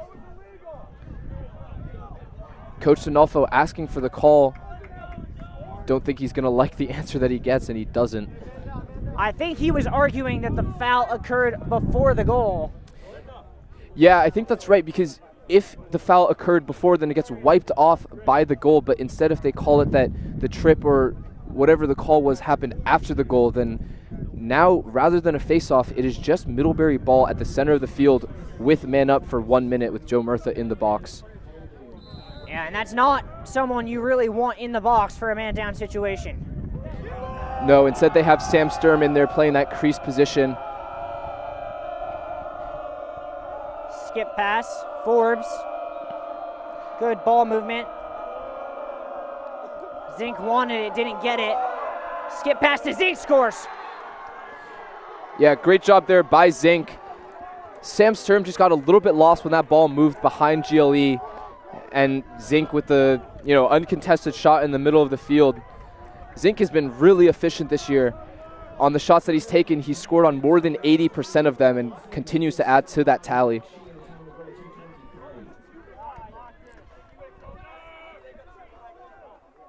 And Middlebury also changed their man-up set there. Their set now involves their attackman being a little bit lower on that field, which allows for them to pull Tufts defenders down, and it creates those opportunities at the top of the field where players can shoot without defenders directly on their hands, as Mason Cohn wins another face-off here. Yeah, good ground ball win by Ben Frizzoli. And for the Jumbos, with Middlebury having a little bit of momentum, you want to see the ball in his stick, and that's Jack Boyden. Yeah, and I think you're going to see maybe a little bit slower from Tufts here, looking to get into their offense a little bit more, but I mean, as is the case with this team, if they get a matchup they like, they're going to go at it as quickly as they can. And Jack Boyden has his defender hung up here. Yeah, he does. Just kind of waiting, knowing something's going to come. Finds Tagliaferri, shot, scores. Yeah, and against most attackmen, I would say you're fine letting him sit behind the cage because he certainly can't score from behind the cage. But with a player like Jack Boyden who can dish the ball and can find those cutters, I think you really need to pressure him. I think that giving him that much time and that much space against, with players like Tagliaferri who can dump it in as quick as they do, I just don't think that's a matchup that you want to take. Yeah, another feed. Jack Boyden, 10 points on the day. Just another ridiculous performance from the Jumbo superstar. Yeah, and Jack Boyden, who's leading the team in both goals and assists, continues to add to both of those tallies today. Great dodge there. Low high shot, just wide. Did Garzone get a piece of that? No. Yeah, and Billy Curtis, the sophomore, did not miss that goal by much. It sort of skimmed past that top left corner. And again, Tufts quick to double here in the substitution game. Got to be careful they don't get caught with a cutter from the backside. Yeah, it was Patrick Jamin cutting, and it just looked as if Thorndike just didn't see him. A great hit there by the Jumbos. Can Edelman win the foot race? No. And what's the call? A hold on the Jumbos. We'll reset the shot clock to 60. And Tufts defense here needs to reset quickly as they're sort of stuck in that clearing defense, now having to reset into their settled 6-man set. Curtis.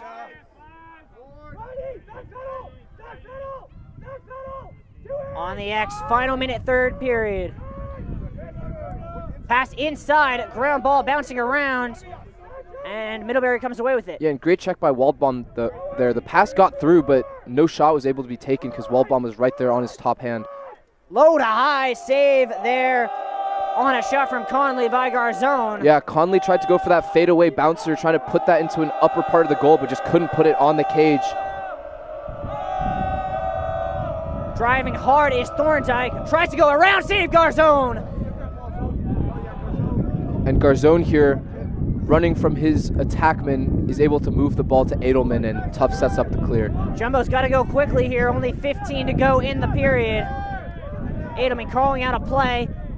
And an interception there for Middlebury. They got 10. They're going to look to have a shot. Skip pass to the other side. Shot from distance. Scores. A nice finish there by Cooper Damali. Yeah, and Damali from Ridgewood, New Jersey, the freshman, just paints the top of the net on that step down. Tufts tried to set up a clear there.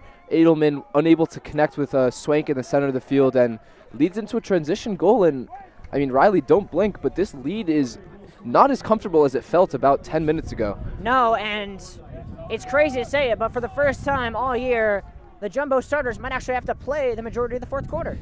Yeah. Draw one by Cone. Can he hurry? He's got two, but he can't corral the ball. That'll be the end of the third. We go to the fourth here in Medford. Middlebury making a bit of a run. They get 5 goals in that period, but still lose the quarter 6-5 to the Jumbos. Yeah, and I think that's the important stat there. It's despite the fact that Middlebury, put up 5 goals of their own, Tufts is able to just keep the lead just as far as it was before. And I think there's a couple adjustments here that you might see from the Tufts coaches. I think one of the things you're going to see in particular is slowing down the ball a little bit more on offense. It's a bit of a scramble in that last 5-10 minutes of that quarter. I think you'll see them set up a little bit more and take some safer maybe possession shots. But I think from Middlebury, if you're the coach, you're telling them, keep it up. I think you're telling them that they're seeing some success now on that offensive end. Goals are starting to go in that maybe you weren't seeing before.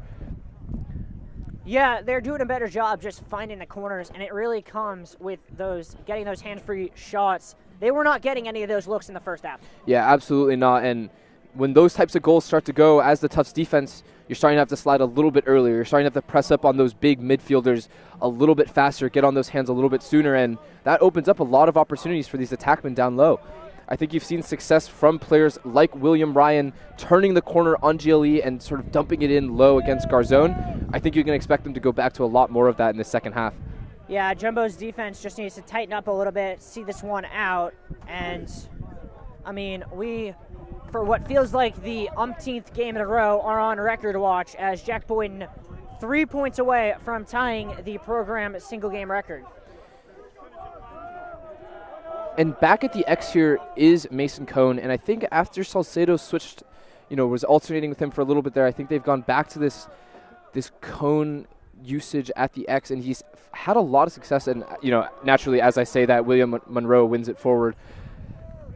Yeah, Monroe definitely been a big help for them as a save somehow by Garzone, deflecting that off the post. Shot low high, that one hit crossbar. Middlebury just missing twice. Yeah, and Middlebury on 2 straight shots has hit 2 different parts of the goal, and Cone overruns that ground ball a little bit. And then gets taken out, and that's going to be a penalty. Yeah, and it looks like they got him for a loose ball push, so it'll be Tufts ball here. Flag down, so the Jumbo's going to go man up.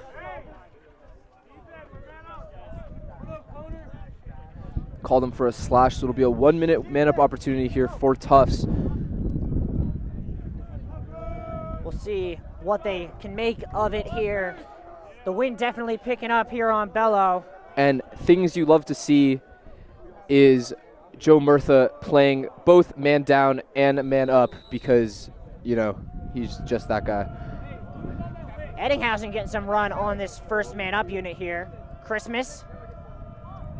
Tommy Swank at the top. Brune Back to Swank, low high. That one hit someone. And Middlebury is going to try and clear here with Teddy Curran, who spins around Christmas. Eddington comes from behind, knocks it free. Yeah, and great check there, Christmas. And now the Jumbo is going to go man down in a second. We'll see if Middlebury can take advantage. Yeah, I couldn't tell what that call was initially, but Tufts has 6 men playing defense now, despite the fact that they were man down, so got called for an offsides there. Yeah, though I think they're just trying to get Middlebury to drop the ball so they can get rid of this impending man-down situation as soon as possible. Yeah, and there's also 4 seconds left on the Middlebury penalty, so now Middlebury able to properly move into a man-up opportunity. Yeah, they can move into a man-up, even though they are still not on the man-up yet. About to be. And Middlebury just seems so unsure of how they want to attack here. They send their players on, but then don't start their offense. Wow, Joe Murtha absolutely cleans out Tyler Forbes, but... And now the Jumbo's going to go 2 men down. And you want to talk about things that can let the Panthers back in the game, giving them a 2-man-up opportunity would be very high on that list. And Joe Murtha just went from playing man up on one end to playing defense on the other and absolutely cleaning out Tyler Forbes, the senior. 6 foot 190 is Tyler Forbes, and Joe Murtha put him on the ground. We'll see who will be joining Joe Murtha in the box, because there are at least 2 markers down.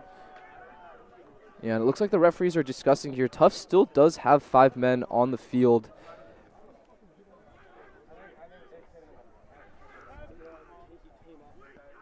Long discussion going on here. While that goes on, we will let you know it has gone final from Vermont.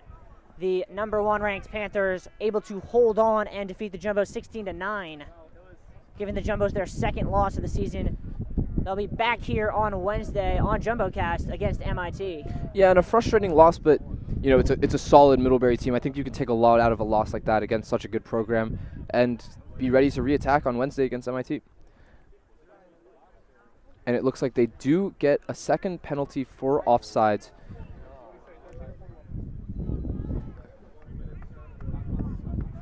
A 3-minute, I believe, penalty they're giving to Joe Murtha is what I heard. Jumbo's going to go 3 men down? Wait, they called him for 3 minutes? Is that what you said, Riley? Sorry? I don't know. Yes, oh, they wow. did give 3 minutes to Joe Murtha. And the Jumbos are about to go 3 men down here, which could give us some problems with the scoreboard, considering we only have 2 penalty spots. And the unfortunate part of Joe Murtha's penalty is with 3 minutes, it will likely be unreleasable, which means that if Middlebury finds some success early on in the shot clock here, they will continue to be man up for the rest of this 3 minutes. And sort of a frustrating momentum changer for Tufts here if Middlebury can find some success with their man up. You can hear the Middlebury fans cheering this on. Referees still having a discussion. Now they're going to get both coaches involved. As you can hear through the cameras, Coach Casey Adolfo upset, not just at the 3 minutes, but as you pointed out, Niles, the fact that it's unreleasable. Yeah, and Coach Adolfo letting him hear it. Referee seems to have no interest in this discussion, and Middlebury coach staying silent, trying to just let it play out. But this will be a long 3 minutes for this Tufts defense, as they will be 2 men down, again, against the successful Middlebury man-up team. Yeah, I mean, right now, this is gut check time for both teams. Middlebury, you have to get probably 2 or 3 in this 3 minutes man up if you want a chance to get back in this game. And for the Jumbos, as the wind is absolutely howling about now, if you can find a way to get through this man down with only giving up a goal or 2, you could probably get close to putting this one away. Yeah, like you said, Middlebury absolutely needs to find success here. And if you're Tufts, I think you just need to weather the storm until you're able to get the 5th man out there, really turn it up into a pure man up. It looks as if I'm waiting on the call. They're still figuring out something with the scoreboard. The question now is whether 4 minutes.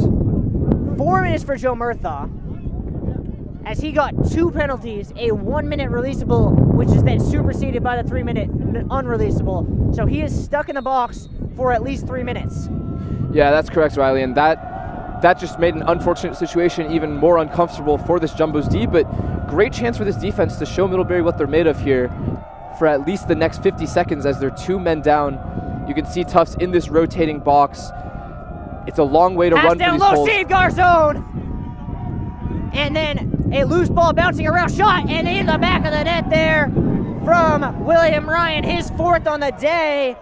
And Middlebury has cut the deficit to 7. And yeah, William Ryan has been great in these rebound situations, in these broken plays where he just finds success on these rebounds and just puts them in. It's tough for Garzone after making one save to reset his stance, find the post and make another, but William Ryan is absolutely taking advantage of these situations, and now Tufts will be man down for 3:37. Yeah, that might have been the first mistake we've seen all day from Michael Ayers, not to just chuck that ball down. When you're 2 men down for a minute, you just got to get rid of it. You can't try and solo clear it. And Mason Cohn with an absolutely huge face-off win, because now it allows Tufts to run out some of this penalty time. And you're going to see Kurt Brune and you're going to see Jack Boyden here in a little bit of a 2-man game trying to isolate. Kurt Brune just went through 2 men and shot, and a somehow saved by Kern. Yeah, Kurt Brune getting free, and Tufts is totally fine with a scrap like this, because as long as the ball's on the ground, Tufts is able to keep burning this penalty time. And now you're going to see Tufts a lot more comfortable up top here. You're trusting your offensive middies like Sam Frazzoli to just run away from their defenders.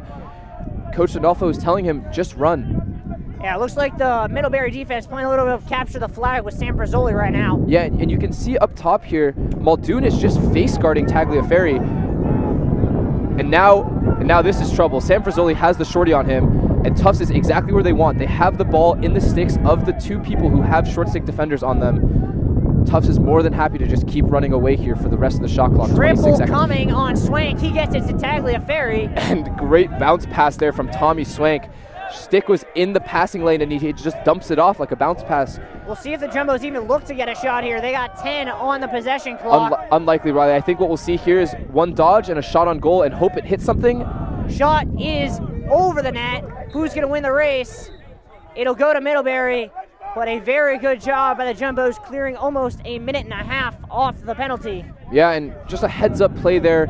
You realize that Middlebury, with such a short shot clock left, isn't going to press you, so you just free your hands, take a shot at net, hope it hits something on the way there that resets the shot clock, and if not, you're still able to get your defenders onto the field. Tufts now just 1 man down for the next 2 minutes. And this is really it. Middlebury, they're down 7. Timeout, Coach Campbell, to come up with a game plan. The Jumbos can sense the kill. If they can kill off the rest of this penalty, they are nearly there. Yeah, and we have been told some news. Joe Murtha, with the 4-minute unreleasable, has been given a game misconduct, so he is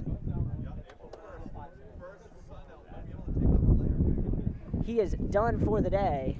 Yeah, and frustrating for Joe Murtha, but I think if you're Tufts here with about 1:54 on this penalty, you're going to see Middlebury try to go fast. They're going to try to attack the first part of this man-up situation. They're going to be aggressive and look for those shots early because, like you said, Riley, they need a couple of goals out of this. They need multiple goals out of this.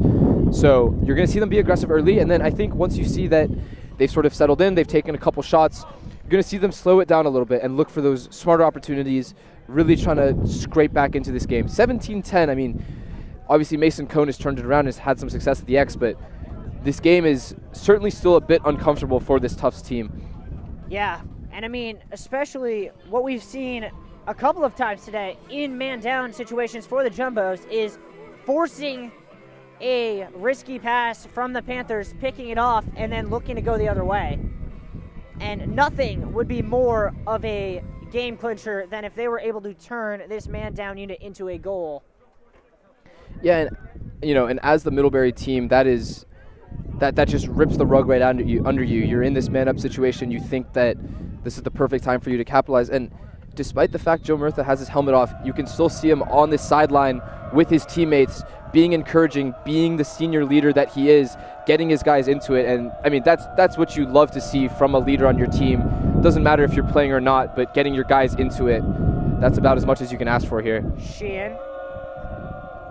Middlebury got to pay attention to the fact that there is still a shot clock live. A no-look feed down low, cutting in, and in the crease. That's not going to count. An absolutely huge call there. What looked like a great effort from this Middlebury team, and instead it's going the other way. Thorndike unable to put it in. He's had at least 2 goals in every game this season, but unable to find another one here.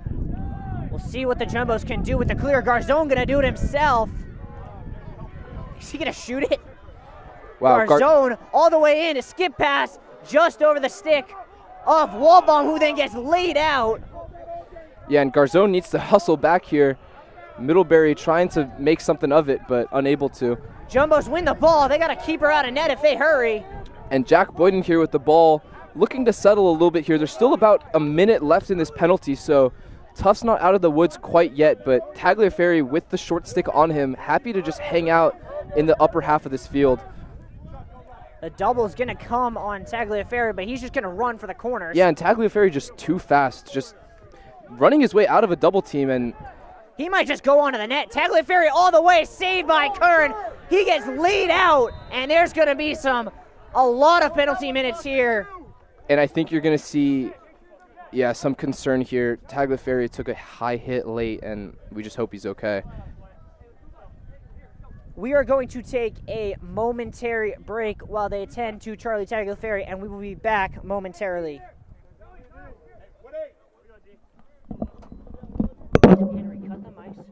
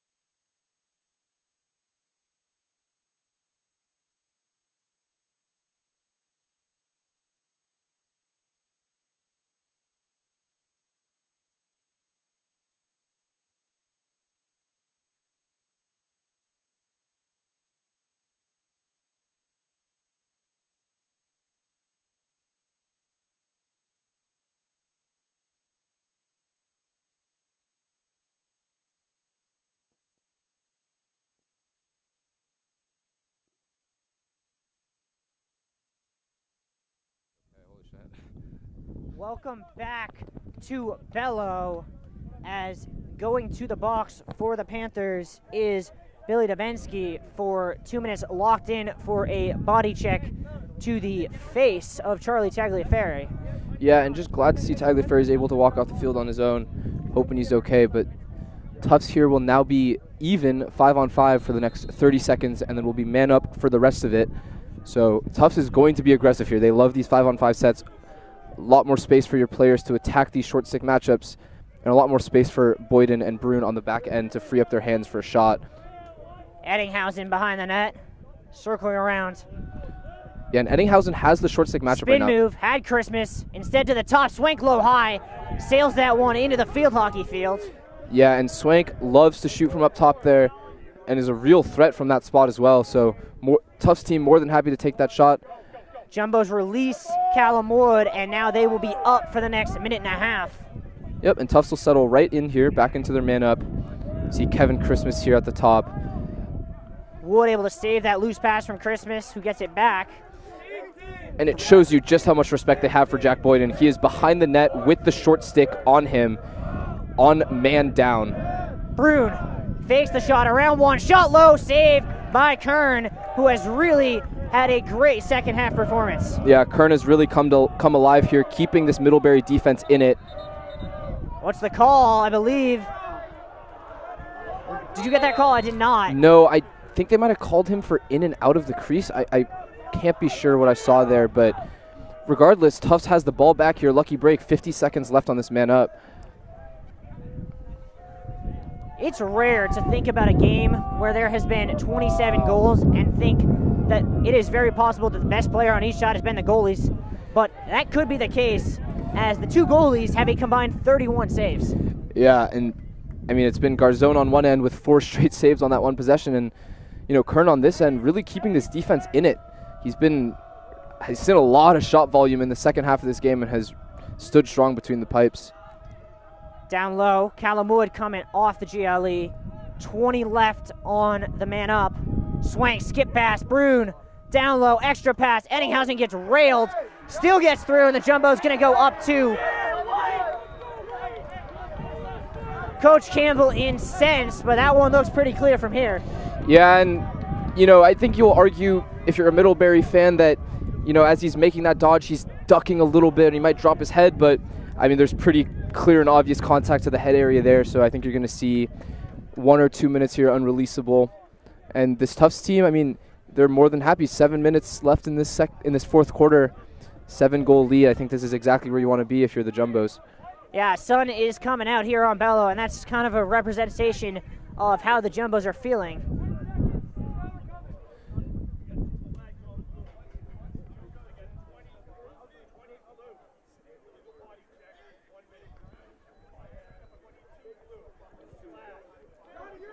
Wow, 2 penalties on Middlebury here, which means for 10 seconds, the Jumbos will be 3 men up, and then they will have the remaining 50 seconds 2 men up. Yeah, that sounds about right, Riley. And I mean, it's not too often that you see a 6-on-3 on one end of the field here, but we're about to see what Tufts has cooked up for this.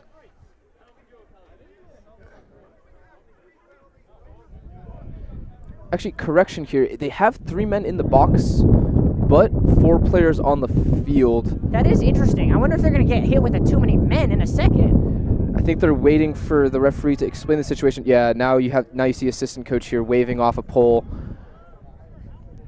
Luke Simpson here throwing his hands up in disbelief, but I don't think any of the players have ever seen a 6-on-3. Yeah, it'll be interesting to see what Tufts draws up here. I mean, 6-on-3 is not something that I think you have a lot of plays written up for. I mean, you have so many weapons that you can't, if you're Middlebury, at 6-on-3 or even 6-on-4, you can't afford to man mark Jack Boyden anymore. And if Jack Boyden gets the ball without a man directly in his airspace, dangerous things happen. Yeah, and here we go. That 4th pole finally coming off. That looked like it was Everett Easterby. And here we go. 3 men up for 10 seconds before 2 men up for the remaining minute. And yeah, a lot of confusion on that Middlebury sideline of exactly how they're going to release this penalty, but it looks like we're finally squared away here as referees are explaining the situation to coaches and goalies, but looks like we're finally all set. Yeah, I feel like the referees might be the only people on Bello Field who fully understand what's going on right now. Yep, and the ball will be in Kirkburn's stick on the far sideline here. Look for a skip pass. Yep, and for 10 seconds, it'll be 3 men up. Down low, shot low, high off the crossbar. Yeah, and great take there from Callum Wood. Tufts realizing the situation, realizing that they only have to make 3 passes that are all defended before there is somebody that is wide open. And again, they're going to try a similar thing. Now it's 6-on-4. Skip pass blocked, and a great grab there by Kern. And Callum Wood almost had a chance of snagging that ball as it was going across. And yeah, smart move from Kern here, just burying himself behind the net as they are 2 men down on this clear. Jumbo's going to bring a tough ride, but a good clear there ahead to William Ryan. And he can just look to hold on to the ball for the rest of this 2-man down. Yeah, and it is a tough ask because you can double twice here. You can send 2 double teams being 2 men up, but yeah, they're going to look to keep this ball up top here. Yeah, Thorndike just going to try and play a little bit of capture the flag with the Jumbos midfielders. And they force an unforced error. Edelman's going to go. Jumbos have a 4-on-3. Edelman down low. Boyden scores. And Edelman to Boyden. Boyden to the top right corner. Riley, can you name anything sweeter than that? Because at this point in the game, I can certainly not think of anything. Nah, you talk about moments that put games away. That just did it right there.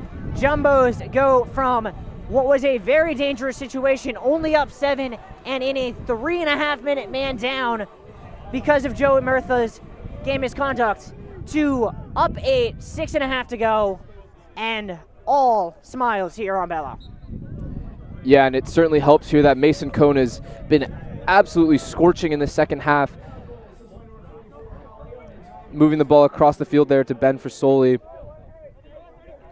And great to see here, Tagliaferri has re-entered the game. Jumbo's, I think, they're going to call a timeout. And you wonder, with this situation and this time, is that the timeout to pull the starters? Yeah, I think it's getting close, Riley, but I think if you're, Coach D'Onofrio, I think there's still some things you need to work on both ends. So I wouldn't be surprised here for, a couple more possessions. We see, a lot of the same players, a lot of the same personnel. But, yeah, I mean, for Middlebury, that just rips the momentum straight from you. Having two people in the box, having Joe Murtha in the box, one of the best D-middies on this Tufts team, and just really not able to capitalize in any meaningful way, just really cripples your offensive momentum. And, I mean, one thing that Coach D'Onofrio has to keep in mind is this is not the traditional NESCAC week between games. They have Williams right here on Wednesday night, and that is a Williams team that is 4-1, and until about 10 minutes ago was leading the NESCAC. Yeah, and not just Williams next week, but they actually have 5 straight NESCAC games. So they're really going into the heart of their schedule here. So to be able to hopefully come away with one against Middlebury today, this is a huge win going into a tough stretch of their season. Yeah, absolutely. You got Williams, you got Wesleyan, 2 of the 5 NESCAC teams that are above 500 on the season. After next week, the Jumbos will not have to play any of the teams in the top half of the NESCAC the rest of the way. Yeah, and here we go. Tufts back into their settled offense. Looks like Middlebury has shifted into a zone. Skip pass, low high, hit about 3 different sticks. Yeah, and Jack Boyden, recognizing that they're in the zone, does a great thing. He draws a defender and then throws a skip pass through the zone, forcing the backside zone defender to commit. There is a flag down, so Middlebury will be playing, with some free time here. Yeah, going hard there was Farkas. Pass in front and a goal put in the back of the net by Will Spare. Yeah, and as we're talking about Middlebury's signs of life, here we go. Right, able to draw the penalty on one end, go end to end, play some fast offense. Looks like they'll be getting Tommy Swank here for a slash, 1 minute. Yeah, just tough on the back end of that play. Yeah, Swank in the box, Middlebury going man up, and we'll be seeing Jack Rigneri here entering for attack with Tommy Swank off. And this is a huge face-off for both teams here. If Mason Cohn can come away with a man-down face and secure some possession for his team, that could do a lot to kill off this penalty and also kill off some of the remaining time here with about 6 minutes left. Still fighting for it, and he does win the scrap. And Mason Cohn fast on the clamp right now and able to come away with the ground ball as well. Just having a really successful second half today. Almost got took out, but a great play there behind the net by, I believe, that's Jack Boyden. No, that's Jack Rigneri, yeah. And, yeah, Middlebury here looking to send that double team as Tufts is subbing. And tough spot for Rigneri if he can get out of it, and he does. Tagliaferri trying to find some space here from his short stick defender. Rigneri gets hit by 2, is able to still shuffle it to Tagliaferri. Little jump pass. Jumbos have numbers if they can get it. Brune 3-on-2. Skip pass, jump shot, saved by Kern. But the Jumbos about to go man up again. Yeah, and Rigneri there took a tough shot at the end of that play.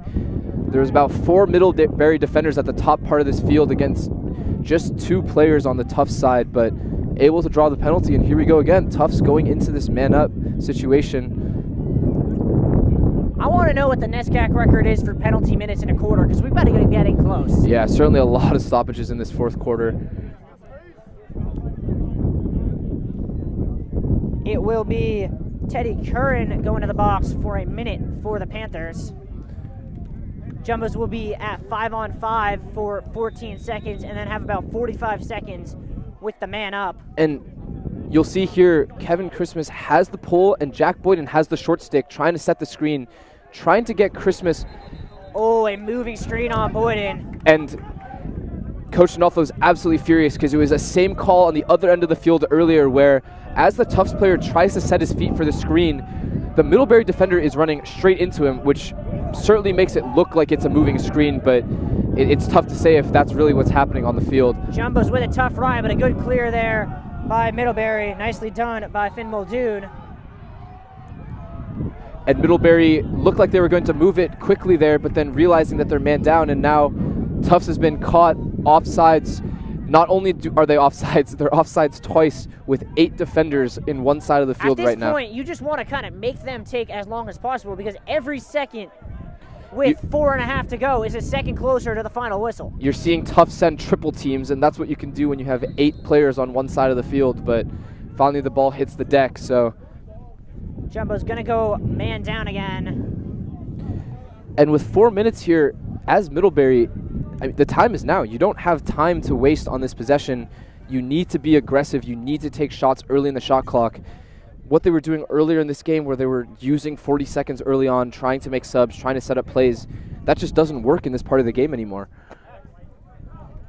It's not, and you have to wonder, the Panthers have been really good this second half, how much they're going to regret if they can't come back the way that first quarter went.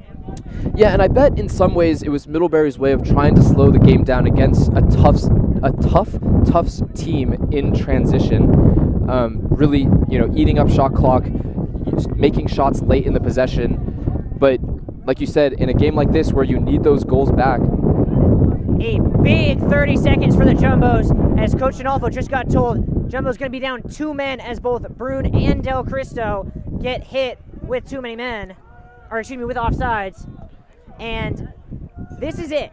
Middlebury has to score. 2 men up, down by 6, 4 minutes to go. If you don't get a goal here, this is all but over. Yeah, absolutely. This is crunch time for Middlebury. You're an undefeated team coming into a tough NESCAC opponent on the road. You need to show what you're made of here if you're this Middlebury offense. Pass down low. Forbes, Curtis, Sheehan down behind the bat, and a drop pass by Zink, who gets it back and scores a little bit of a spectacular flipping goal. Yeah, and Zink just making up for his own mistake there. I think that pass inside was originally unsuccessful, but as he was sort of fading behind the goal, he was able to pick up the ball and dump it back in. Garzone, who had come out to contest that, wasn't able to shift back towards the pipe. Frustrating break for Tufts, and all of a sudden the lead is down to 6. Yeah.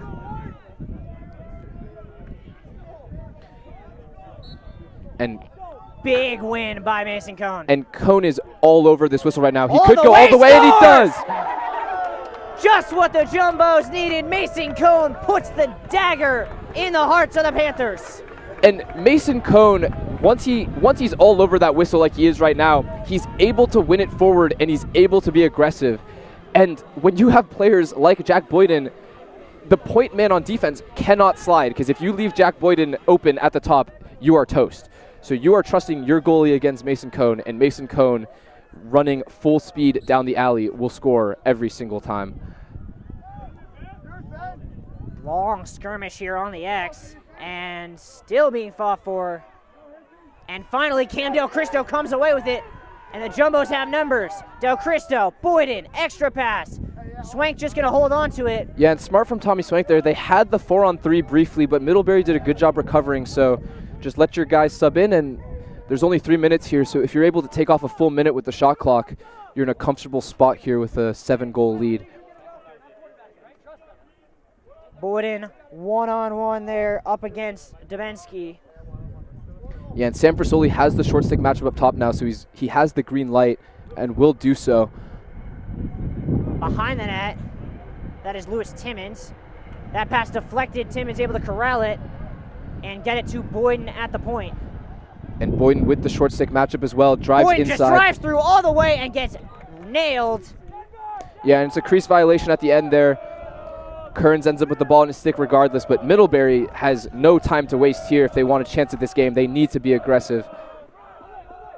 And that's a dangerous pass, almost went out of play. Middlebury able to corral it, but once again, they're still waiting to get set up. Middlebury, great skip pass here. Curtis thought about the shot, nothing there. Comes to Jardin. Skip pass behind the defense. Shot from Curtis, save Garzone. And this is a Middlebury offense. Oh man, what a hit there by Thorndike as he laid out Joey Walbaum. And this is a style of Middlebury offense that we haven't seen today. They're quick on their dodges, they're aggressive up top, and there's tons of off-ball movement trying to free up their hands. You almost wonder that if they had played like this all game, you might have seen a different scoreline today. Thorndike goes down, another save by Garzone. Yeah, and Middlebury coach is screaming that it's a shot. Certainly didn't seem to look like one, but it will stay with Middlebury here. A little under 2 minutes left in this one. Good dodge there from Conley, but forced to the wing. Cooper DeMailey trying to get around Sturham, and a goal there from distance. A nice finish from Patrick Jamin, and Connor Garzone, you can see, was frustrated with himself on that. And to add some pain into this situation, Waldbaum got a late flag there. It'll be unclear if they called that before or after the shot, but there's a chance we'll see a man-down opportunity, or man-up opportunity, for Middlebury here. And there's certainly been crazier things in college lacrosse than this lead and this time. And it will be Joey Walbaum to the box for a minute.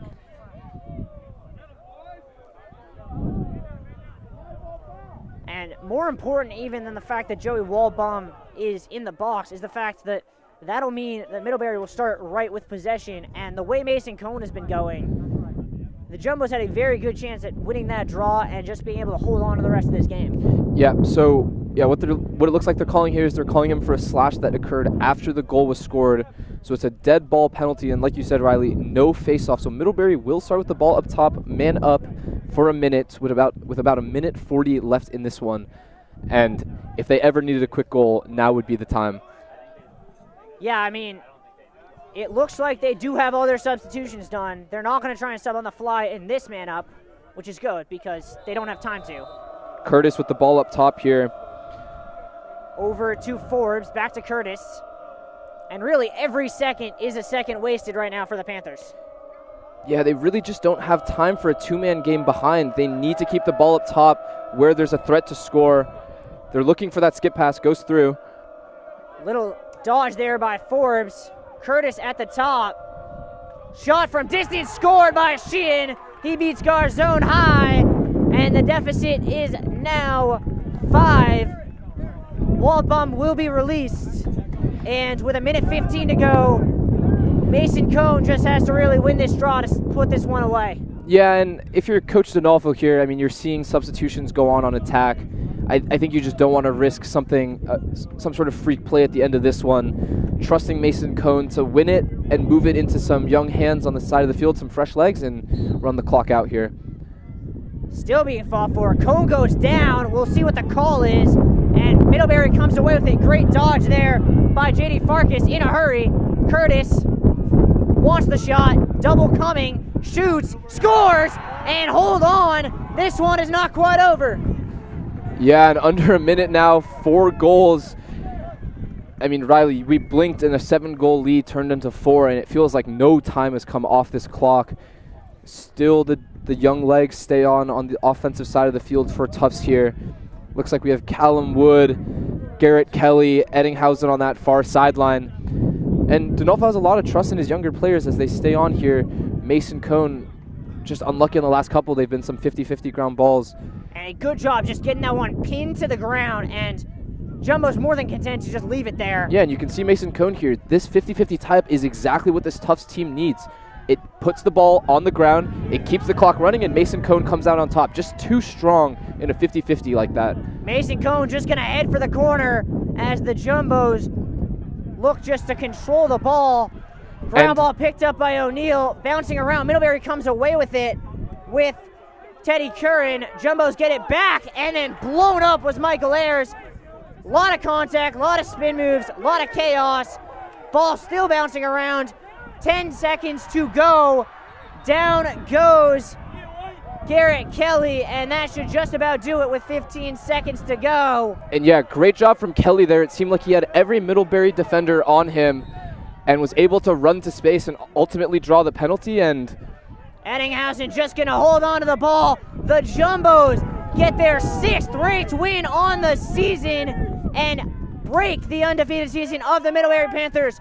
Final score here from Bello, Middlebury 15 and your Jumbos 19. Niles, what can we take away from that game? I mean, it seemed like it was 2 or 3 different games at various points. Yeah, I think you just see an absolutely dominant performance from Tufts in the middle of the field in that transition game with a lot of their early goals coming from those uneven breaks, 4-on-3, 5-on-4. But I think Middlebury they're undefeated. They stayed strong in the end. They showed what they were capable of. I think, like we talked about a little bit earlier, they were just a little bit too complacent early on, taking a little bit too long on possessions, not being aggressive enough early in the shot clock, and I think ultimately they just weren't able to capitalize on opportunities that were given to them by this Tufts team.